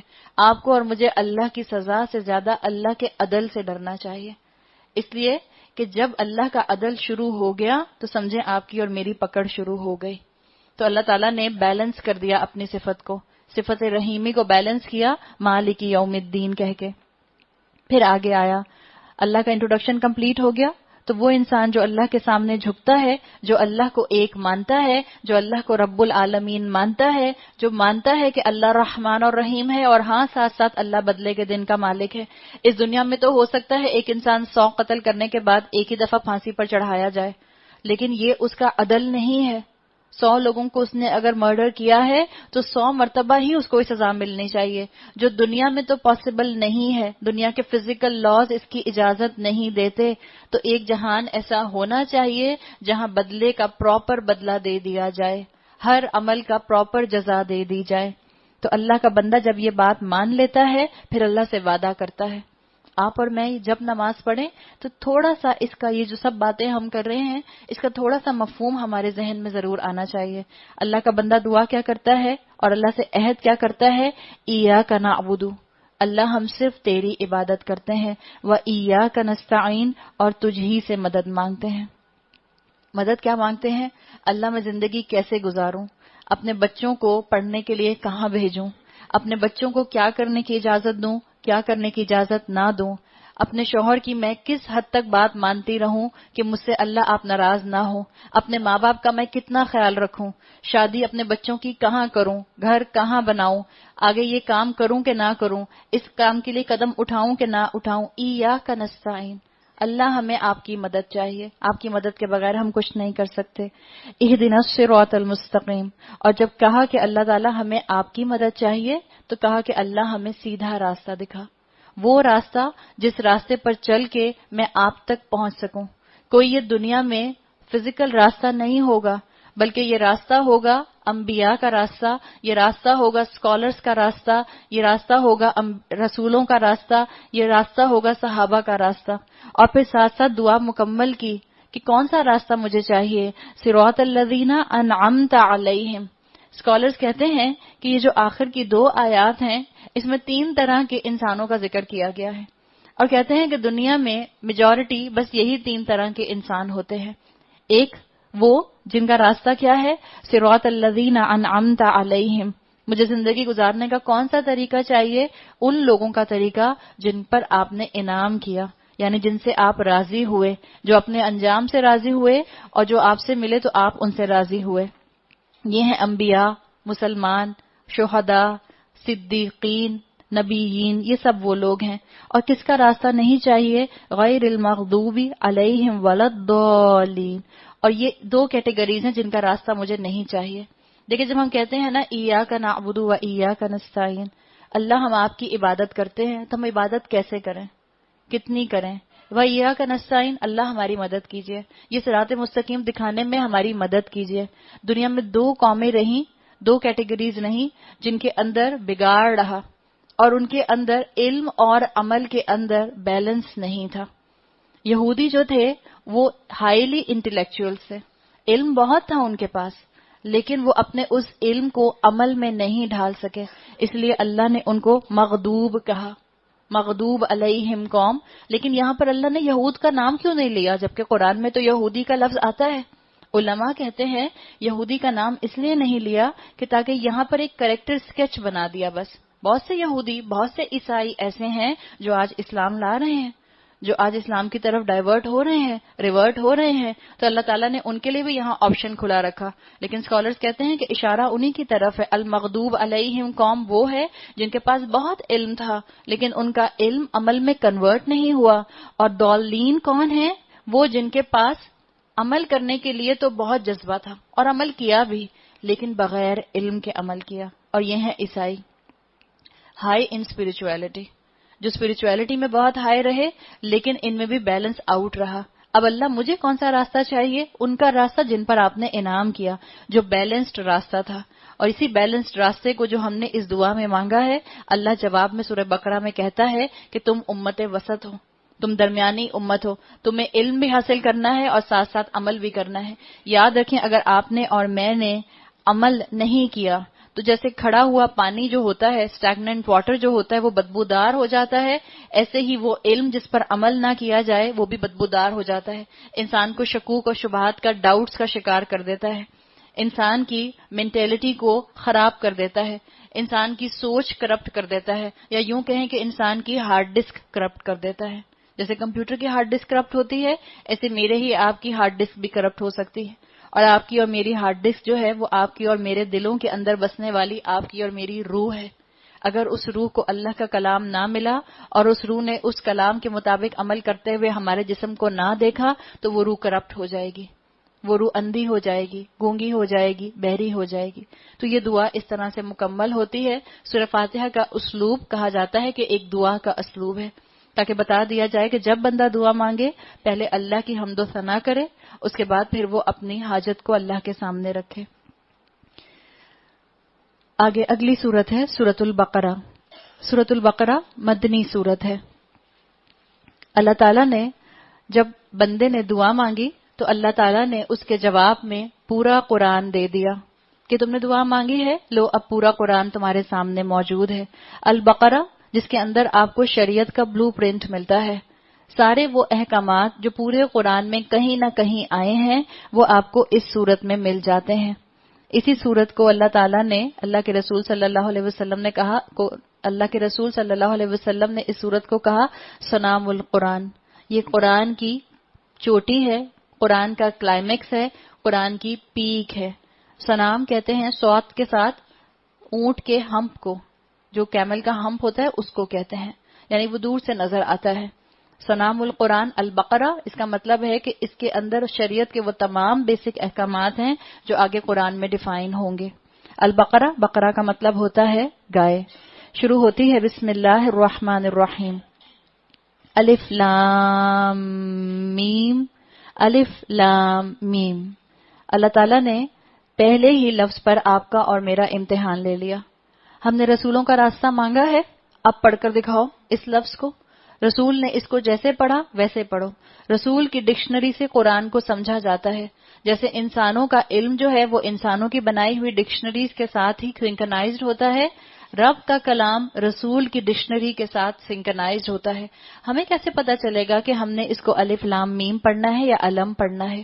اگر آپ سورہ فیل دیکھیں تو وہاں پر بھی ایسے ہی لکھا ہوتا ہے علم، الف لام میم، لیکن آپ نے اور میں نے رسول صلی اللہ علیہ وسلم کی ڈکشنری سے پڑھنا ہے۔ حروف مقطعات جن کے لیے آتا ہے کہ ان کا علم صرف اور صرف اللہ تعالیٰ کو ہے۔ بعض اسکالرز نے، بعض صحابہ نے اس کے مختلف مفہوم کیے، لیکن الٹیمیٹ اس کا جواب یہی ہے کہ حروف مقطعات کا علم اللہ تعالیٰ نے کسی کو نہیں دیا اور اللہ کے پاس یہ علم محفوظ ہے۔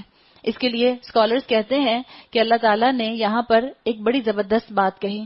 جب اللہ کے رسول صلی اللہ علیہ وسلم مدینہ آئے اور مدینہ میں یہ سورت نازل ہوئی نا، سورہ بقرہ، اس وقت آپ کی جو آڈینس تھی وہ مسلمانوں کے ساتھ ساتھ جوئش کمیونٹی بھی تھی، جوئش بھی تھے، یہودی بھی تھے، بنی اسرائیلی بھی تھے. اور بنی اسرائیلی مکہ والوں کو کیا کہا کرتے تھے؟ امی، امی کہا کرتے تھے. کیوں؟ اس لیے کہ انہوں نے کسی دنیاوی درسگاہ سے لکھنا پڑھنا نہیں سیکھا تھا. اب جو امی ہوتا ہے، مثال کے طور پر آپ کے گھر میں ایک میڈ کام کرتی ہے، جب وہ 10 سال 15 سال آپ کے ساتھ رہتی ہے تو اس کو بھی انگریزی کے کافی الفاظ بولنے آ جاتے ہیں نا. وہ آپ کے بچوں سے بات کرتی ہے تو کہتی ہے ٹیسٹ ہو گیا، اچھا ہوا، اٹ واز گڈ. اچھی میڈ ہے، چھوٹی عمر کی تو جلدی سیکھ جاتی ہے. لیکن آپ کی میڈ آپ سے دیکھ کے بولنا تو سیکھ جاتی ہے. اگر آپ اسے کہیں گی الفابیٹس یہ سامنے لکھے ہیں پڑھ کر سناؤ تو پڑھ سکتی ہے؟ پھر نہیں پڑھ سکتی. صحیح ہے. علماء کہتے ہیں کہ اللہ تعالیٰ نے یہاں پر جوئش کمیونٹی کا امتحان دیکھیں کیسے لیا، کہ انہوں نے کہا کہ رسول اللہ صلی اللہ علیہ وسلم تو امی ہیں، انہوں نے دنیاوی طور پر کہیں سے علم حاصل نہیں کیا، تو اس کا مطلب ہے کہ یہ بول تو سکتے ہیں، کوئی ان کو سکھا تو سکتا ہے، آ کے کوئی باتیں ان کو تاریخ کی بتا تو سکتا ہے، لیکن یہ الفابیٹس نہیں پڑھ سکتے. جب انہوں نے الفابیٹس پڑھے، الف لام میم، اس کا مطلب ہے کہ یہ جوئش کمیونٹی کو بتا دیا گیا کہ یہ کلام محمد نے خود نہیں اپنے اوپر نازل کیا، یہ خود نہیں گھڑا، بلکہ یہ اللہ رب العزت کا کلام ہے جو محمد رسول اللہ صلی اللہ علیہ وسلم پر نازل کیا گیا ہے. اس لیے یہ الفابیٹس کو پراپرلی پروناؤنس کر رہے ہیں، حروف مقطعات کو الگ الگ الفابیٹس کے اندر پروناؤنس کیا جاتا ہے. پھر آیا ذالک الکتاب لا ریب فیہ، یہ وہ کتاب ہے جس میں کوئی شک ہے ہی نہیں، کوئی شک نہیں ہے. ہر وہ شک اپنے دل سے نکال دیں جو آپ کو اور مجھے عمل سے روک دے، اس لیے کہ اس کے اندر کہا گیا ھدی للمتقین، متقین کے لیے ہدایت ہے. اس کتاب کو پڑھیں گے تو ہو سکتا ہے بہت سے لوگ، لیکن ہدایت کون حاصل کرے گا؟ متقین حاصل کریں گے، متقی حاصل کریں گے. کون ہے متقین؟ وہ لوگ جو غیب پر ایمان لاتے ہیں، نماز قائم کرتے ہیں، جو رزق ہم نے دیا ہے اس میں سے خرچ کرتے ہیں، جو کتاب تم پر نازل کی گئی ہے یعنی قرآن، اور جو کتابیں تم سے پہلے نازل کی گئی تھیں ان سب پر ایمان لاتے ہیں اور آخرت پر یقین رکھتے ہیں. ایسے لوگ اپنے رب کی طرف سے راہ راست پر ہیں. وَأُولَئِكَ هُمُ الْمُفْلِحُونَ، اور یہی لوگ فلاح پانے والے ہیں. فلاح کہتے ہیں الٹیمیٹ سکسیس کو، الٹیمیٹ کامیابی، جو آپ کو اور مجھے فائنلی ہمارے ڈیسٹینیشن پر کامیابی سے پہنچا دے. اگر آج میرے پاس پی ایچ ڈی کی ڈگری ہے، اگر آج میرے پاس ایم بی اے کی ڈگری ہے، اگر آج میرے پاس ایم بی بی ایس کی ڈگری ہے، تو قبر میں جا کر کیا یہ ایم بی بی ایس کی ڈگری جس کی وجہ سے میں دنیا میں کامیاب تھی، کیا مجھے قبر میں بھی کامیاب کر دے گی؟ نہیں. وہ فلاح ہے، وہ کامیابی، یہ اعمال ہیں جس کی بیسس پر اگر وہ کیے جائیں گے تو آپ اور میں آخرت میں کامیاب ہو جائیں گے. یہ وہی صورت ہے سورہ بقرہ جس کے لیے کہا جاتا ہے، حدیث کا مفہوم آتا ہے کہ اپنے گھروں کو مقبرہ مت بنا لو. اس سورہ بقرہ کی تلاوت رمضان میں تو آپ کریں گی ہی کریں گی، عام روٹین میں بھی سورہ بقرہ کی تلاوت کو کنٹینیو رکھیں، اس لیے کہ جس گھر میں سورہ بقرہ پڑھی جاتی ہے رسول اللہ صلی اللہ علیہ وسلم کی حدیث کے مطابق وہاں پر شیطان داخل نہیں ہوتا. اللہ تعالیٰ نے متقین کی صفات بتا دی کہ متقین کون ہوتے ہیں. اور یہ جو قرآن ہے، پورے قرآن میں اب آپ غور کرتی جائیے گا، جہاں جہاں تقویٰ کا ذکر آئے گا یہ ساری صفات جو جو تقویٰ کے ساتھ اٹیچ ہوں گی یہ مجھے اپنے اندر ڈیولپ کرنی ہے. اس لیے کہ متقی کی زبان، متقی کا دل، متقی کا عمل، متقی کی روح جو ہوتی ہے وہ اللہ کی اطاعت کا نمونہ پیش کرتی ہے. یہی مجھے اور آپ کو بننا ہے. یوں سمجھ لیں کہ اس رمضان آپ کی اور میری جو تھیم ہے، جو سمجھنے کی قرآن کو تھیم ہے، وہ ہے تقوی اختیار کرنا. اللہ کرے کہ میں اور آپ ان آیات پر غور کر سکیں جن آیات میں اللہ تعالیٰ نے تقوی کا ذکر کیا ہے. جن لوگوں نے ان باتوں کو تسلیم کرنے سے انکار کر دیا ان کے لیے یکساں ہے، خواہ تم انہیں خبردار کرو یا نہ کرو، بہرحال وہ ماننے والے نہیں ہیں. اللہ نے ان کے دلوں اور ان کے کانوں پر مہر لگا دی ہے اور ان کی آنکھوں پر پردہ پڑ گیا ہے. وہ سخت سزا کے مستحق ہیں. کون سی سزا کے مستحق ہیں؟ اللہ کی ناراضگی کی سزا، یا اللہ نہ کرے اس کے بعد آگے آنے والی جہنم کی سزا. بعض لوگ ایسے بھی ہیں جو کہتے ہیں کہ ہم اللہ پر اور آخرت کے دن پر ایمان لائے ہیں، حالانکہ در حقیقت وہ مومن نہیں ہیں. وہ اللہ اور ایمان لانے والوں کے ساتھ دھوکہ بازی کر رہے ہیں، پریٹینڈ کرتے ہیں، کلمہ گو تو ہیں لیکن عمل سے بالکل خالی ہیں. دراصل وہ خود اپنے آپ ہی کو دھوکے میں ڈال رہے ہیں اور انہیں اس کا شعور نہیں ہے. وہ لوگ جو کہتے ہیں چلو تم ادھر کو ہوا ہو جدھر کی. کلمہ گو مسلمان جن کے پاس علم تو تھا لیکن اس علم نے ان کو خود شناسی نہیں دی. جب خود شناسی آتی ہے تو خدا شناسی تک انسان پہنچ جاتا ہے. تو اللہ تعالیٰ نے ان لوگوں کا یہاں ذکر کر دیا، وہ لوگ جو پریٹینڈ کرتے ہیں کہ ہم کلمہ گو ہیں لیکن ان کا کلمہ اس کے تقاضے پورے کرنے کے لیے ان کو عمل پر نہیں دوڑاتا. ان کا حال کیا ہوتا ہے؟ while you are in Rome do as Romans do. یہ حال ان کا ہوتا ہے. ان کے دلوں میں ایک بیماری ہے جسے اللہ نے اور زیادہ بڑھا دیا، اور جھوٹ وہ بولتے ہیں اس کی پاداش میں ان کے لیے دردناک سزا ہے. جھوٹ بولنا اسکالرز کہتے ہیں انڈر کانفیڈنٹ ہونے کی علامت ہوتا ہے. مومن کبھی جھوٹ نہیں بولتا. مسلمان تو جھوٹ بول سکتا ہے، مومن جھوٹ نہیں بولتا. اس لیے کہ یاد رکھیں یہ دو لیولز ہیں، مسلم ہونا الگ ہے اور مومن ہونا الگ ہے. آپ کے اور میرے پاسپورٹ میں، آپ کے اور میرے ڈومیسائل میں، آپ کے اور میرے آئی ڈی کارڈ میں ریلیجن کے پورشن میں اسلام تو لکھا ہوا ہو سکتا ہے، لیکن ضروری نہیں ہے کہ اس اسلام نے مجھے مومن بھی بنا دیا ہو، متقی بھی بنا دیا ہو. چاہے میں کبیرہ گناہ کرتی ہوں، کیا کبیرہ گناہ کرنے والا مسلمان رہتا ہے؟ جی ہاں، کبیرہ گناہ کرنے والا بھی مسلمان رہتا ہے جب تک کہ وہ بیسک اللہ کے دیے ہوئے جو احکامات ہیں، جو فرائض ہیں، ان کا منکر نہ ہو جائے. اسکالرز کہتے ہیں کہ جو نماز کو ترک کر دیتا ہے، 5 وقت کی نماز بھی نہیں پڑھتا، ترک صلاح کرتا ہے، وہ بھی مسلمان ہے جب تک کہ وہ منکر صلاح نہ ہو جائے. ہاں اگر وہ یہ کہے کہ نہیں کوئی 5 وقت کی نماز نہیں ہے، کوئی 5 وقت کی نماز فرض نہیں ہے، پھر یقیناً ایک مشکل کام ہے، اس کو اللہ تعالیٰ ہدایت دے اور ہدایت کی طرف لے کر آئے. لیکن جو اللہ کے بندے ہوتے ہیں وہ مومن بننے کی طرف آتے ہیں. یہاں پر آپ کو ان لوگوں کا ذکر مل رہا ہے جن کے جھوٹ کی طرف اشارہ کیا گیا، یا جن کی طرف اشارہ کیا گیا کہ جو پریٹینڈ کرتے ہیں، یہ ہے اصل میں منافق. منافق کی ٹرم آپ کو ملتی ہے مدنی صورتوں کے اندر. کس طرح سے ملتی ہے؟ اللہ تعالیٰ نے ایک تو صورت نازل کر دی، سورۃ المنافقون، اور اس کے علاوہ یاد رکھیں اللہ نے جہاں جہاں منافق کو ایڈریس کیا ہے، سورۃ المنافقون کے علاوہ اگر آپ دیکھیں اللہ نے یا ایھا الذین آمنو کہہ کر ایڈریس کیا ہے. اللہ نے یہ نہیں کہا کہ یا ایھا الذین نافقوا، یہ نہیں کہا اللہ تعالیٰ نے. اللہ نے ایمان والوں کو ہی کہا، اس لیے کہ لیبل منافق پر مسلمان ہونے کا ہوتا ہے، لیکن اس کے اعمال اس کو نفاق کی طرف لے جاتے ہیں.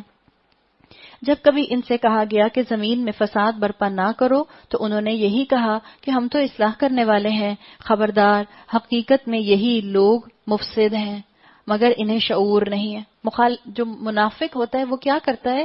وہ یہ چاہتا ہے کہ ہر اچھی بری چیز کو بلینڈر میں ڈال کر اپنی مرضی کا دین بنا لے.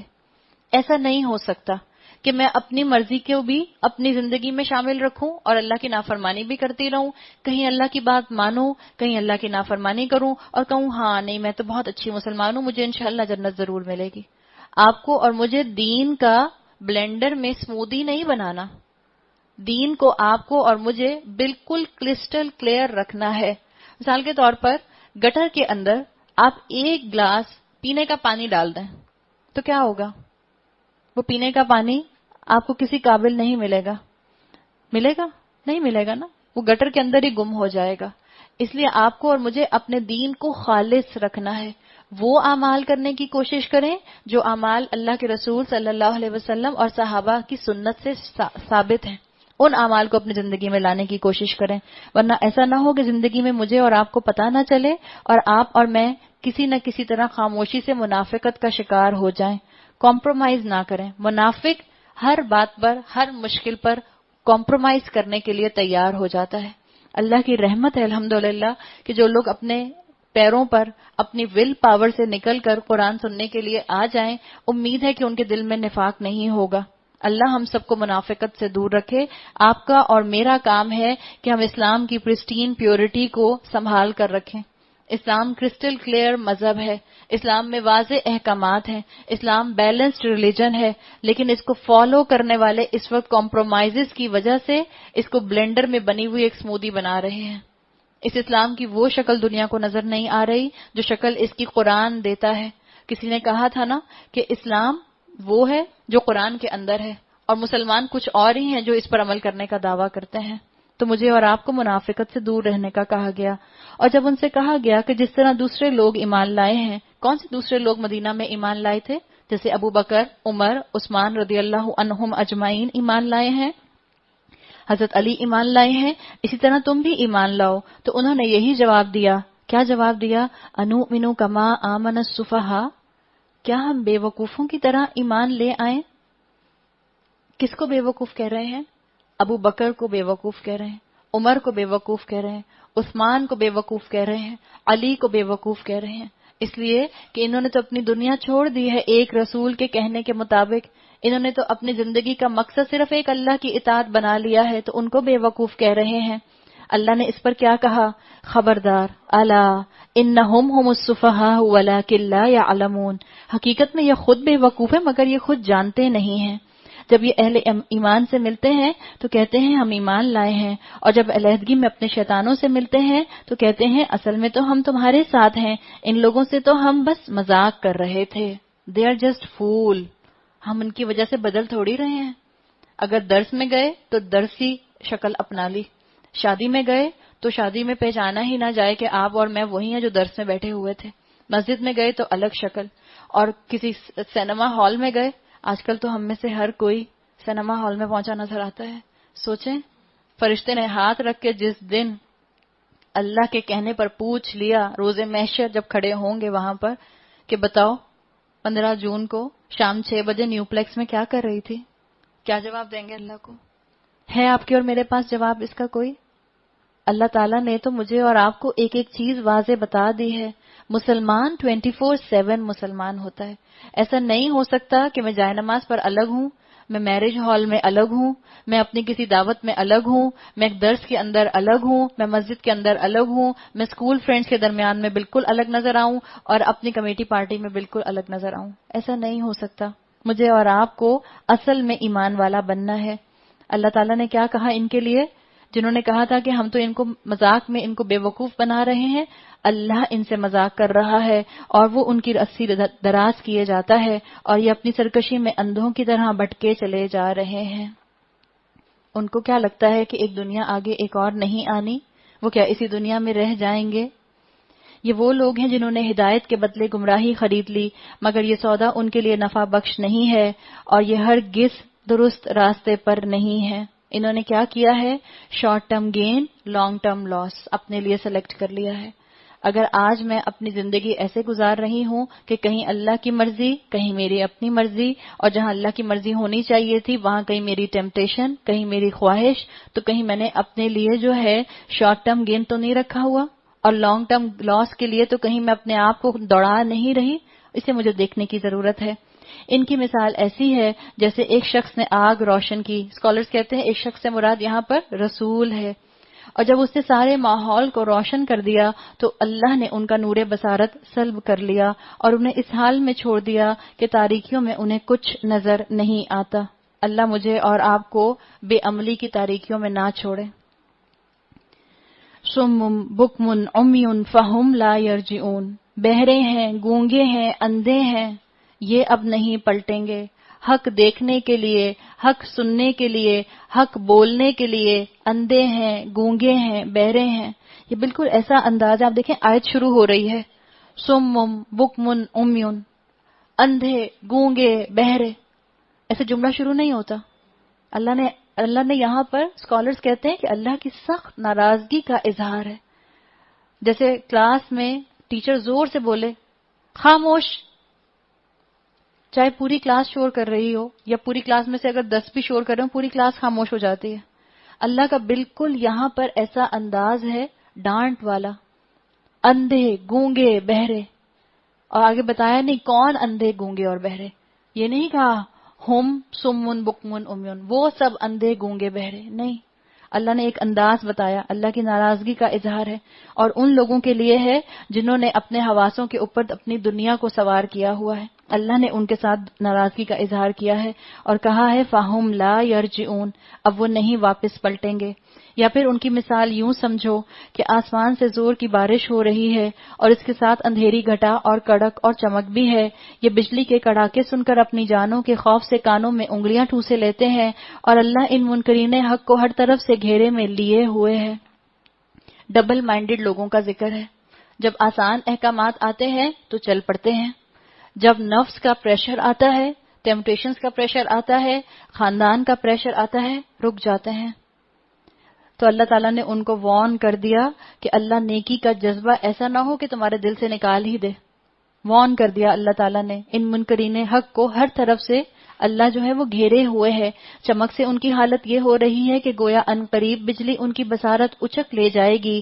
جب ذرا کچھ روشنی انہیں محسوس ہوتی ہے تو اس میں کچھ دور چل لیتے ہیں، اور جب ان پر اندھیرا چھا جاتا ہے تو کھڑے ہو جاتے ہیں. اللہ تعالیٰ نے تمثیل سے، ایگزامپل سے، پیرابل سے بات سمجھائی کہ جب آسان احکامات آتے ہیں تو عمل کر لیتے ہیں، مگر جو عمل لائف سٹائل سے ٹکراتا ہے وہاں پر مشکل ہو جاتی ہے. نماز پڑھ لیتے ہیں، روزہ رکھ لیتے ہیں، لیکن جب امی کہتی ہیں کہ بیٹا اتنا ٹائٹ پجامہ پہن کر باہر نہ جاؤ، جب امی کہتی ہیں کہ بیٹا اپنی فیئر پارٹی کے لیے بال گاؤن نہ بنواؤ، تب تو کچھ سمجھ نہیں آتی. تب تو ہمیں بالکل کچھ سمجھ نہیں آتا. اور ہم سب خواتین جو ہم عمر کے اس حصے میں ہیں کہ ہمارے ہاتھوں میں جوان اولاد ہے، ہم اپنے خاندان والوں کے ہاتھوں میں کتنا اپنے آپ کو رولتے ہیں. ہم اپنی ہدایت کا یا اپنی گمراہی کا ریموٹ کنٹرول لوگوں کے ہاتھوں میں دے دیتے ہیں. اپنی ہدایت کا ریموٹ کنٹرول اپنے ہاتھ میں رکھیں. میرا خاندان مجھے جو ہے وہ نہ کہے کہ ایسے چلو، سائمن سیز نہ کھیلے میرے ساتھ. خاندان کہے کھڑے ہو جاؤ تو میں کھڑی ہو جاؤں، خاندان کہے بیٹھ جاؤ تو میں بیٹھ جاؤں، خاندان کہے فلاں رسم کر لو تو میں کر لوں، خاندان کہے کہ اس طرح سے شادی کر لو تو میں کر لوں، معاشرہ کہے کہ اس طرح سے کپڑے پہننا شروع کرو تو میں اس طرح سے کپڑے پہننا شروع کر دوں. خاندان اور معاشرہ کہیں میرے ساتھ سائمن سیز نہ کھیلتا رہے، بلکہ مجھے اللہ کی طرف پلٹ کر چلنا ہے. اللہ چاہتا تو ان کی سماعت اور بصارت بالکل ہی سلب کر لیتا. یقیناً اللہ ہر چیز پر قادر ہے. ان اللہ علی کل شیء قدیر. اگر یہ ایک جملہ آپ کو اور مجھے یاد رہ جائے تو شاید آپ اور میں گناہ کرتے ہوئے رک جائیں. گناہ کرتے کرتے آپ کا اور میرا ہاتھ رک جائے. زبان پر مچلتے الفاظ جو کسی کی غیبت کے لیے نکل رہے ہوں شاید وہ رک جائیں. جب ہم یہ یاد رکھ لیں ان اللہ علی کل شیء قدیر، اللہ جو ہے وہ ہر چیز پر قدرت رکھتا ہے. اب آگے سے آیت نمبر 21 سے یونیورسل میسج آ رہا ہے. اللہ تعالیٰ نے یہاں پر لوگوں کو دعوت دی، ایک رب کی عبادت پر اکٹھے ہو جاؤ. مکی قرآن کا سمجھ لیں ایک طرح سے خلاصہ آپ کو یہاں محسوس ہوگا. یا ایھا الناس کے الفاظ قرآن میں تقریباً 25 ٹائمز آتے ہیں. یا ایھا الناس اعبدوا ربکم، لوگو بندگی اختیار کرو اپنے اس رب کی جو تمہارا اور تم سے پہلے جو لوگ گزرے ہیں ان سب کا خالق ہے. یعنی اللہ تمہارا بھی رب ہے اور تمہارے آبا کا بھی رب ہے. ہو سکتا ہے تمہارے اینسیسٹر اپنی زندگی میں کوئی کام غلط کرتے رہے ہوں. اگر تمہیں علم آ گیا ہے اس غلط کام کو کنٹینیو نہ کرنا، بلکہ ان کے لیے صدقہ جاریہ بنو اور ان اعمال کو درست کرنے کی کوشش کرو. ان سب کا خالق اللہ ہے. تمہارے بچنے کی توقع اسی صورت سے ہو سکتی ہے. وہی تو ہے جس نے تمہارے لیے زمین کا فرش بچھایا، آسمان کی چھت بنائی، اوپر سے پانی برسایا اور اس کے ذریعے سے ہر طرح کی پیداوار نکال کر تمہارے لیے رزق بہم پہنچایا. پھر کیا کہا؟ فَلَا تَجْعَلُوا لِلَّهِ أَنْدَادًا وَأَنْتُمْ تَعْلَمُونَ. بس تم یہ جانتے ہو اور دوسروں کو اللہ کا مد مقابل یہ جان کر مت ٹھہراؤ. اللہ تعالیٰ نے یہاں پر توحید کے راستے کی رکاوٹ کا ذکر کر دیا. ایک توحید کے راستے کی رکاوٹ ہے اینسیسٹر ورشپ، اور دوسری توحید کے راستے کی رکاوٹ ہے نیچر ورشپ. ہم فزیکل لاز کو اتنا مانتے ہیں کہ ہم اس کو مدر نیچر تو کہنے لگ گئے اور ہم یہ بھول ہی گئے کہ یہ مدر نیچر کو کنٹرول کرنے والا اصل میں کون ہے. اللہ تعالیٰ نے مختلف چیزوں کو یہاں پر آبزرو کرنے کو کہا. دیکھو اللہ تعالیٰ نے کائنات کتنی خوبصورت بنائی ہے. اللہ نے چاند اور ستارے کتنے خوبصورت بنائے ہیں. اللہ بارش کا کتنا خوبصورت تمہیں جو ہے وہ سین دکھاتا ہے. جب کبھی بارش ہوتی ہے آپ دیکھیں، وہ ہماری استاد ہیں، وہ ہمیشہ کہتی ہیں کہ جب بارش ہوتی ہے تو خاص طور پر جو کراچی والے ہیں وہ ایسے نہیں کہتے کہ بارش ہو رہی ہے. کیسے کہتے ہیں؟ بارش ہو رہی ہے. ایکسائٹمنٹ سے آپ اور میں کہتے ہیں. ہم ابھی بھی دعا کرتے ہیں اللہ ہمارے شہر کو رحمت والی بارش عطا فرمائے، اس لیے کہ بہت عرصے سے بارش نہیں ہوئی. اللہ تعالیٰ نے کائنات کی خوبصورتی کی طرف آپ کو اور مجھے متوجہ کیا اور بتایا کہ یہ کائنات کی خوبصورتی، یہ ہرا بھرا تمہارا باغ، یہ تمہارے نظر آنے والے گرین پودے، یہ پھول مختلف رنگوں کے، یہ ایک سودنگ کلر کا آسمان، یہ تمہارے لیے ہے. یہ اللہ نے کسی جانور کے لیے نہیں بنایا کہ وہ دیکھے اور اس کو ایڈمائر کرے، تمہارے لیے بنایا ہے تاکہ تم اس کو دیکھ کر ایڈمائر کرو، اپنے رب کی حمد کرو، اپنے رب کا شکر کرو اور اس کے رب کے بتائے ہوئے احکامات کے مطابق عمل کرو. اور اگر تمہیں اس امر میں شک ہے کہ یہ کتاب جو ہم نے اپنے بندے پر اتاری ہے یہ ہماری ہے یا نہیں، تو تم اس کی مانند ایک ہی صورت بنا لاؤ، اپنے سارے ہم نواؤں کو بلا لو، ایک اللہ کو چھوڑ کر باقی جس کی چاہو تم مدد لے لو. اگر تم سچے ہو تو یہ کام کر کے دکھاؤ. اگر آج مجھے اور آپ کو لگتا ہے کہ ہم ایسے لاز بنا سکتے ہیں جن لاز کی وجہ سے مردوں کو مردوں کے حقوق ملیں گے، عورتوں کو عورتوں کے حقوق ملیں گے، تو بنا لیں ایسا قانون، بنا لیں ایسا کانسٹیٹیوشن. اگر ہمیں لگتا ہے کہ ہم دنیا میں ایسا قانون، ایسا سسٹم لا سکتے ہیں، ایسا کانسٹیٹیوشن لا سکتے ہیں جس سے انوائرمنٹل پولوشن نہیں ہوگی، تو بنا لیں آپ اور میں ایسا کانسٹیٹیوشن. اگر آپ اور میں چاہتے ہیں کہ ہم ایسا سسٹم بنا سکتے ہیں جس سے ایکو سسٹم بھی ڈسٹرب نہیں ہوگا، جس سے عورتوں کو حقوق ملیں گے، جس سے کوئی بچہ ابارٹ نہیں ہوگا، جس سے کسی کی ناک تلفی نہیں ہوگی، جس سے کسی کو مرڈر نہیں کیا جائے گا، تو بنائے نا ایسا قانون. دنیا والے بناتے کیوں نہیں؟ اس دور کے لوگوں کو اللہ تعالیٰ نے دعویٰ دیا تھا، چیلنج کیا تھا کہ بنا کے لاؤ ایک صورت. آج اس قرآن کے خلاف انگلیاں اٹھانے والے ہیں نا کہ یہ قرآن تو 1450 سال پرانا ہے، آج اپلائی نہیں ہو سکتا، آج اپلیکیبل نہیں ہے، تو جائیں پھر آج کے قوانین بنا کر لائیں. کیوں آج تک دنیا ایسے قوانین نافذ نہیں کر سکی، ایسے کانسٹیٹیوشنز نہیں ڈیولپ کر سکی کہ دنیا کے اندر آپ کو پیس اینڈ پراسپیرٹی نظر آتا؟ پیس اینڈ پراسپیرٹی آپ کو کسی بھی ملک میں نظر نہیں آتا. تو اللہ تعالیٰ نے واضح کر دیا کہ یہ کھلا چیلنج ہے، اور اس چیلنج کو تم سمجھ جاؤ کہ جو تمہیں اللہ نے یہاں پر اصل میں سسٹم دیے ہیں اس قرآن کے ذریعے، وہ بیسٹ اپلیکیبل سسٹم ہے.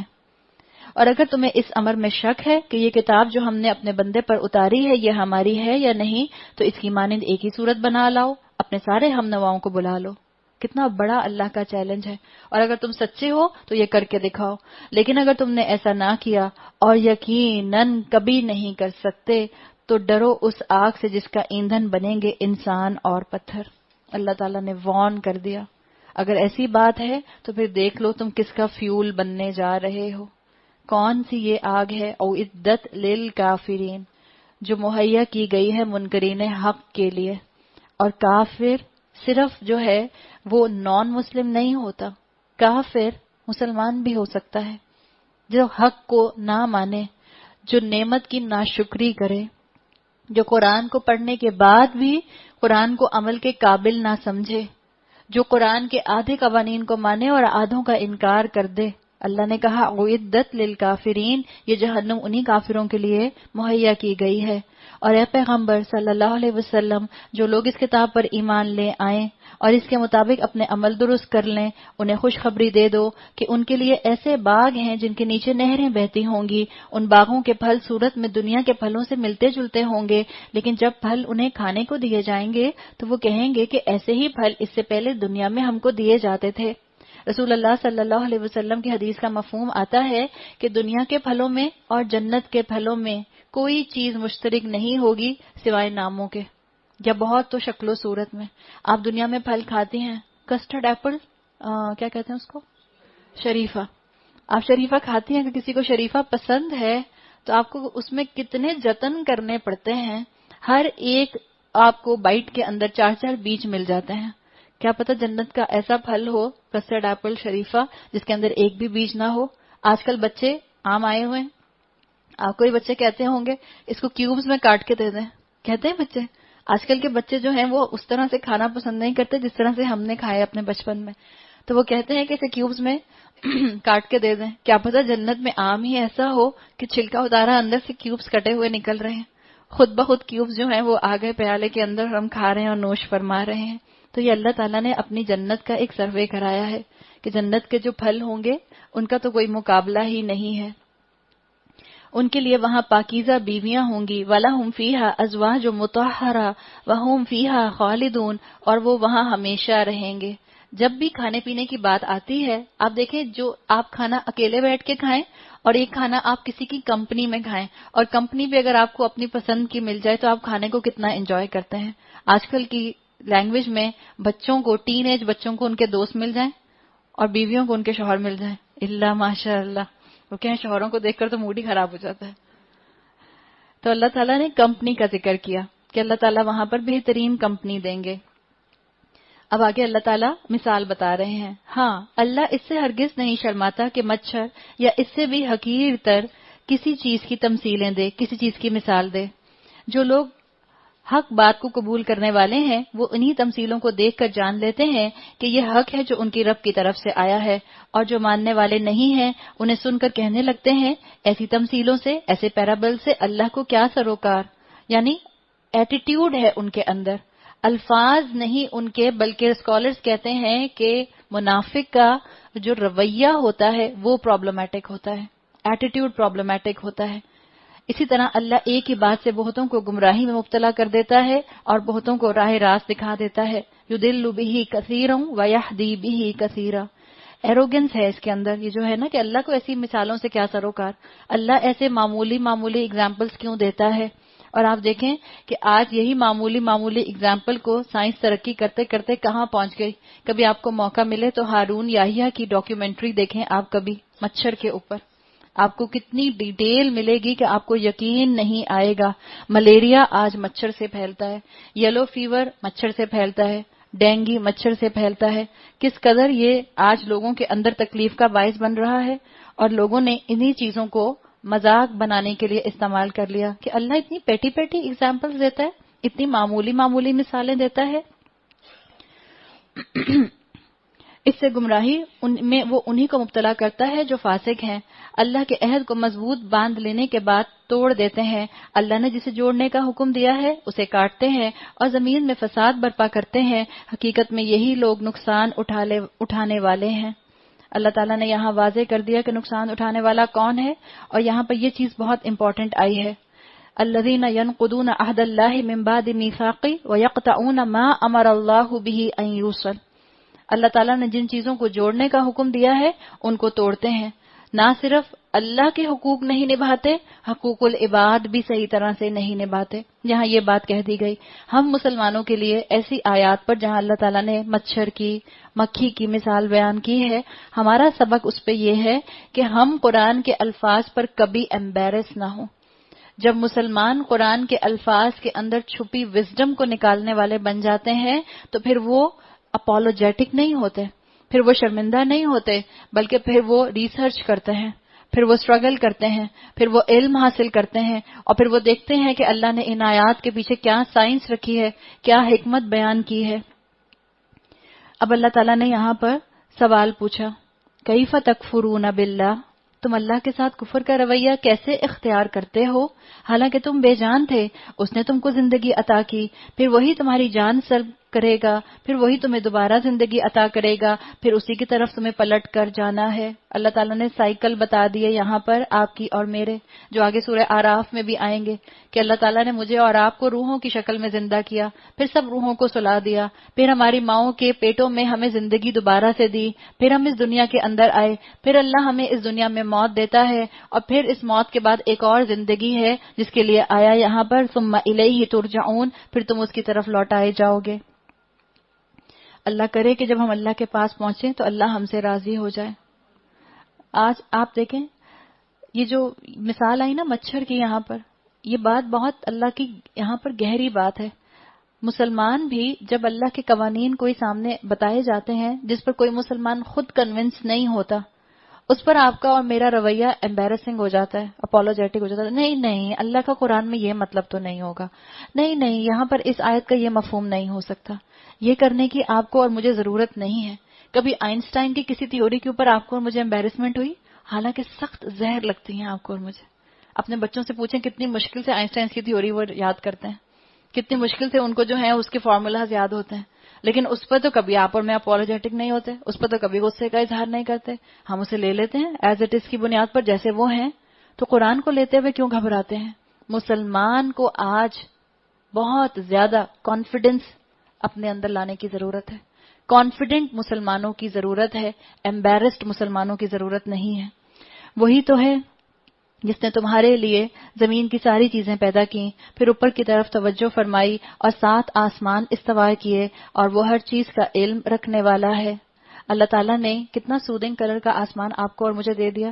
امیجن کریں کہ یہ آسمان اگر شاکنگ پنک کلر کا ہوتا، کیسا لگتا؟ اللہ نے مٹی کتنے پیارے رنگ کی دے دی، براؤن براؤن، کہ جب اس کے اندر مختلف رنگوں کے پھول کھلتے ہیں تو وہ اتنے ویوڈ لگتے ہیں، اتنے واضح نظر آتے ہیں۔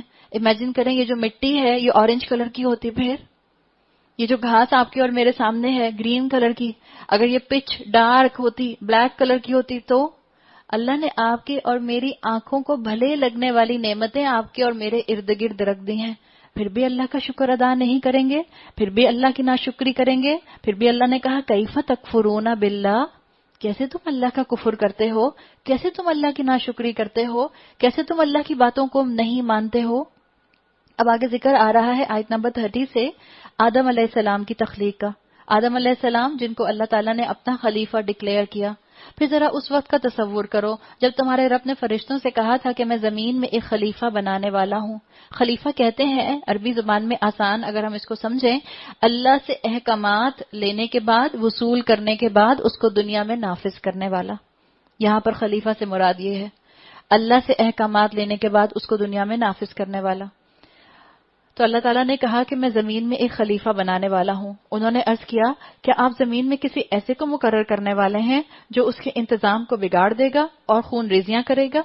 وَنَحْنُ نُسَبِّحُ بِحَمْدِكَ وَنُقَدِّسُ لَكَ، اور آپ کی حمد و ثنا کے ساتھ تسبیح اور آپ کی تقدیس تو ہم کر ہی رہے ہیں۔ اللہ تعالیٰ نے کیا کہا؟ میں جانتا ہوں جو کچھ تم نہیں جانتے۔ اللہ جانتا ہے کہ اللہ تعالیٰ نے کس حکمت کے لیے انسان کو پیدا کیا۔ اللہ نے فرشتے بنائے، اور فرشتوں کے لیے اسکالرز کہتے ہیں کہ ان کے اندر خواہشات نہیں ہیں، بغیر خواہشات کے ان کو پیدا کیا، وہ صرف عبادت کرتے ہیں۔ اللہ تعالیٰ نے جانور بنائے، اسکالرز کہتے ہیں کہ جانور نفس البہیمہ ہیں، صرف اپنی خواہشات پوری کرتے ہیں، کوئی ایز سچ ان کا مقصد اتنا نہیں ہوتا زندگی کے اندر، جیسے جانور کو اٹ سیلف کوئی مقصد پورا نہیں کرنا ہوتا۔ تو جانوروں کو بنایا خواہشات پر، فرشتوں کو بنایا عبادت پر، ان کا زندگی کا مقصد صرف اور صرف عبادت ہے۔ انسان کو بنایا ان دونوں کی کمبینیشن سے، پھر بنا خلیفہ، اس میں عبادت بھی ہے اور اس کے اندر خواہشات بھی ہیں، اس لیے اللہ تعالیٰ نے آپ کو اور مجھے اشرف المخلوقات کہا۔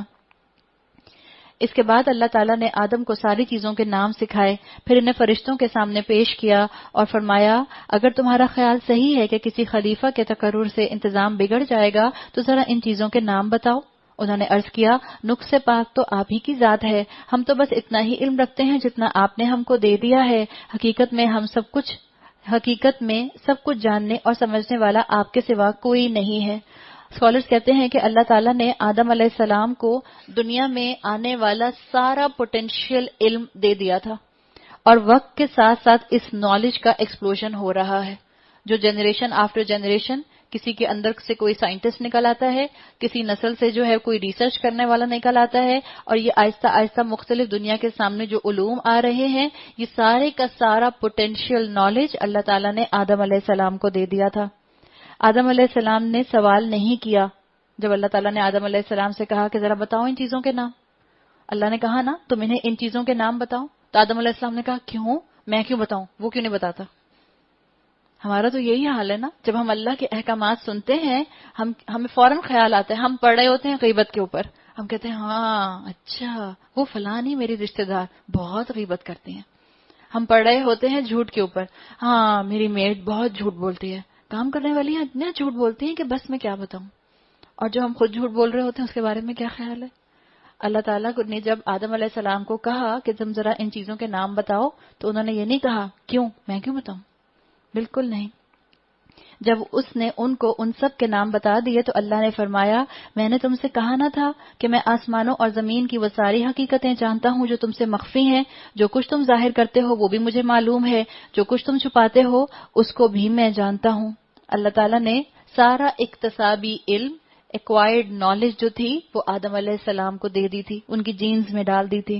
پھر جب ہم نے فرشتوں کو حکم دیا کہ آدم کے آگے جھک جاؤ تو سب جھک گئے، مگر ابلیس نے انکار کیا، وہ اپنی بڑائی کے گھمنڈ میں پڑ گیا اور نافرمانوں میں شامل ہو گیا۔ وَكَانَ مِنَ الْكَافِرِينَ، کافر ہو گیا، حالانکہ اپنی عبادتوں کے، اپنی سجدوں کی کثرت کی وجہ سے وہ جنوں سے نکل کر فرشتوں کی صف میں آ چکا تھا، لیکن وَكَانَ مِنَ الْكَافِرِينَ، ایک بات نہیں مانی، اللہ نے اس کو کہا کہ وہ کافروں میں سے ہو گیا۔ وہ کافر ہے جو اللہ کو تو مانے، اللہ کی بات نہ مانے۔ تو ہم سوچ لیں کہ ہم نے اپنی زندگی میں اپنے آپ کو مومن ڈکلیئر کروانا ہے اللہ کی نظر میں یا کافر۔ پھر ہم نے آدم سے کہا کہ تم اور تمہاری بیوی دونوں جنت میں رہو اور یہاں بافراغت جو چاہو کھاؤ، مگر اس درخت کا رخ نہ کرنا ورنہ ظالموں میں شمار ہوگے۔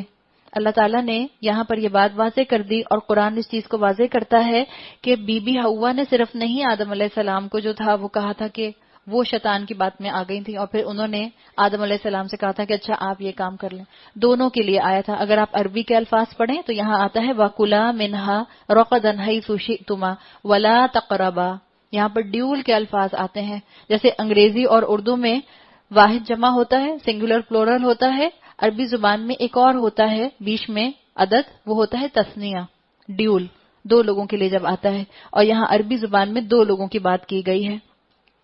اور اللہ تعالیٰ نے یہاں پر ایک بات اور واضح کی کہ اللہ نے پوری جنت میں گھومنے پھرنے کی اجازت دی ہوئی تھی۔ اللہ نے کہا تھا جو چاہو کھاؤ، جو چاہو پیو، جہاں چاہو جاؤ، بس ایک درخت کے قریب نہ جانا۔ تو اسکالرز اس سے یہ مفہوم نکالتے ہیں، وہ کہتے ہیں کہ شریعت کا مزاج بھی یہی ہے کہ ہماری شریعت میں زیادہ تر چیزیں حلال ہیں، بہت کم ہیں جن کو حرام ڈکلیئر کیا گیا ہے۔ پھر بھی اگر آپ کو اور مجھے اپنی شریعت تنگ لگتی ہے تو پھر یہ قصور کس کا ہے، میرا یا شریعت کا؟ میرا، میرے علم کی کمی ہے۔ شیطان نے ان دونوں کو اس درخت کی ترغیب دے کر ہمارے حکم کی پیروی سے ہٹا دیا اور انہیں اس حالت سے نکلوا کر چھوڑا جس میں وہ تھے۔ فَأَزَلَّهُمَا کے الفاظ آتے ہیں، آپ آگے پڑھیں گی، قرآن میں آتے ہیں فَدَلَّهُمَا بِغُرُورٍ، اس نے ان دونوں کو پھسلایا، بہلایا، پھسلایا۔ دلہ عربی زبان میں دال لام کی تشدید کے ساتھ آتا ہے، جیسے کسی کو ٹریپ کیا جائے۔ ایک آپ نے اگر پرانی ڈاکیومنٹریز دیکھی ہوں تو وہ خرگوش کو یا مرغیوں کو ایسے ٹریپ کرتے تھے کہ کسی رسی کے ساتھ کوئی کھانے کی چیز باندھ دیتے تھے، اور پھر وہ آہستہ آہستہ کھانا دور پھینک کے پھر آہستہ آہستہ اپنی طرف کھینچتے تھے تاکہ جانور یا پرندہ ان کی طرف آ جائے۔ دلہ عربی زبان میں اس کے لیے آتا ہے، تو شیطان کے لیے بھی آتا ہے۔ اسکالرز کہتے ہیں کہ اس نے ایک دم سے آ کے نہیں کہا ہوگا ہے چلو اس درخت کا پھل کھاتے ہیں، نہیں، اسکالرز کہتے ہیں کہ اس نے آ کر وسوسہ ڈالا ہوگا، دل میں خیال ڈالا ہوگا، ہمدرد دوست کی شکل میں آیا ہوگا، ایک خیال آیا، پھر دوسرا خیال آیا، پھر تیسرا خیال آیا، اتنے خیال آئے کہ الٹیمیٹلی آدم علیہ السلام سے وہ غلطی ہو گئی۔ ہم نے حکم دیا کہ اب تم سب یہاں سے اتر جاؤ، تم ایک دوسرے کے دشمن ہو اور تمہیں ایک خاص وقت تک زمین میں ٹھہرنا اور وہیں زندگی بسر کرنا ہے۔ پھر کیا ہوا؟ فَتَلَقَّى آدَمُ مِن رَبِّهِ كَلِمَاتٍ فَتَابَ عَلَيْهِ، اس وقت آدم نے اپنے رب سے چند کلمات توبہ کے سیکھ لیے، جس کو اس کے رب نے قبول کر لیا کیونکہ وہ بڑا معاف کرنے والا اور رحم کرنے والا ہے۔ اللہ تعالیٰ نے توبہ کرنے والے کی بھی بہت اہمیت بیان کی ہے اپنے مذہب کے اندر، اپنے دین کے اندر، رسول اللہ صلی اللہ علیہ وسلم کے ذریعے۔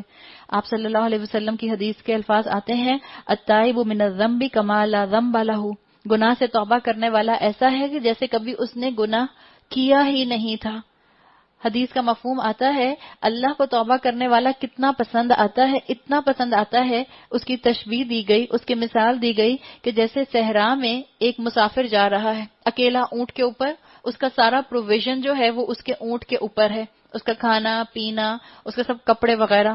تھوڑی دیر کے لیے آرام کرنے کے لیے صحرا میں وہ کسی درخت کے نیچے لیٹ جاتا ہے، اپنے اونٹ کو وہیں سائڈ پر جو ہے وہ باندھ دیتا ہے، اٹھ کر دیکھتا ہے، جب آنکھ کھلتی ہے تو اونٹ نہیں ہے، اونٹ غائب۔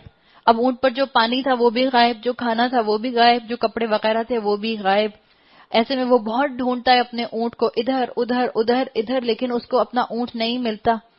آخر صحرا میں تھک کر وہ موت کے انتظار میں بیٹھ جاتا ہے، اور اپنے موت کے انتظار میں ہوتا ہے کہ اچانک سے دیکھتا ہے کہ سامنے اس کا اونٹ آ گیا اور اس کا سارا سامان بھی اونٹ کے اوپر موجود ہے۔ اتنا خوش ہوتا ہے، حدیث کے الفاظ آتے ہیں، اتنا خوش ہوتا ہے کہ خوشی میں کہتا ہے اللہ میں تیرا رب تو میرا بندہ۔ کہنا کیا تھا اس نے؟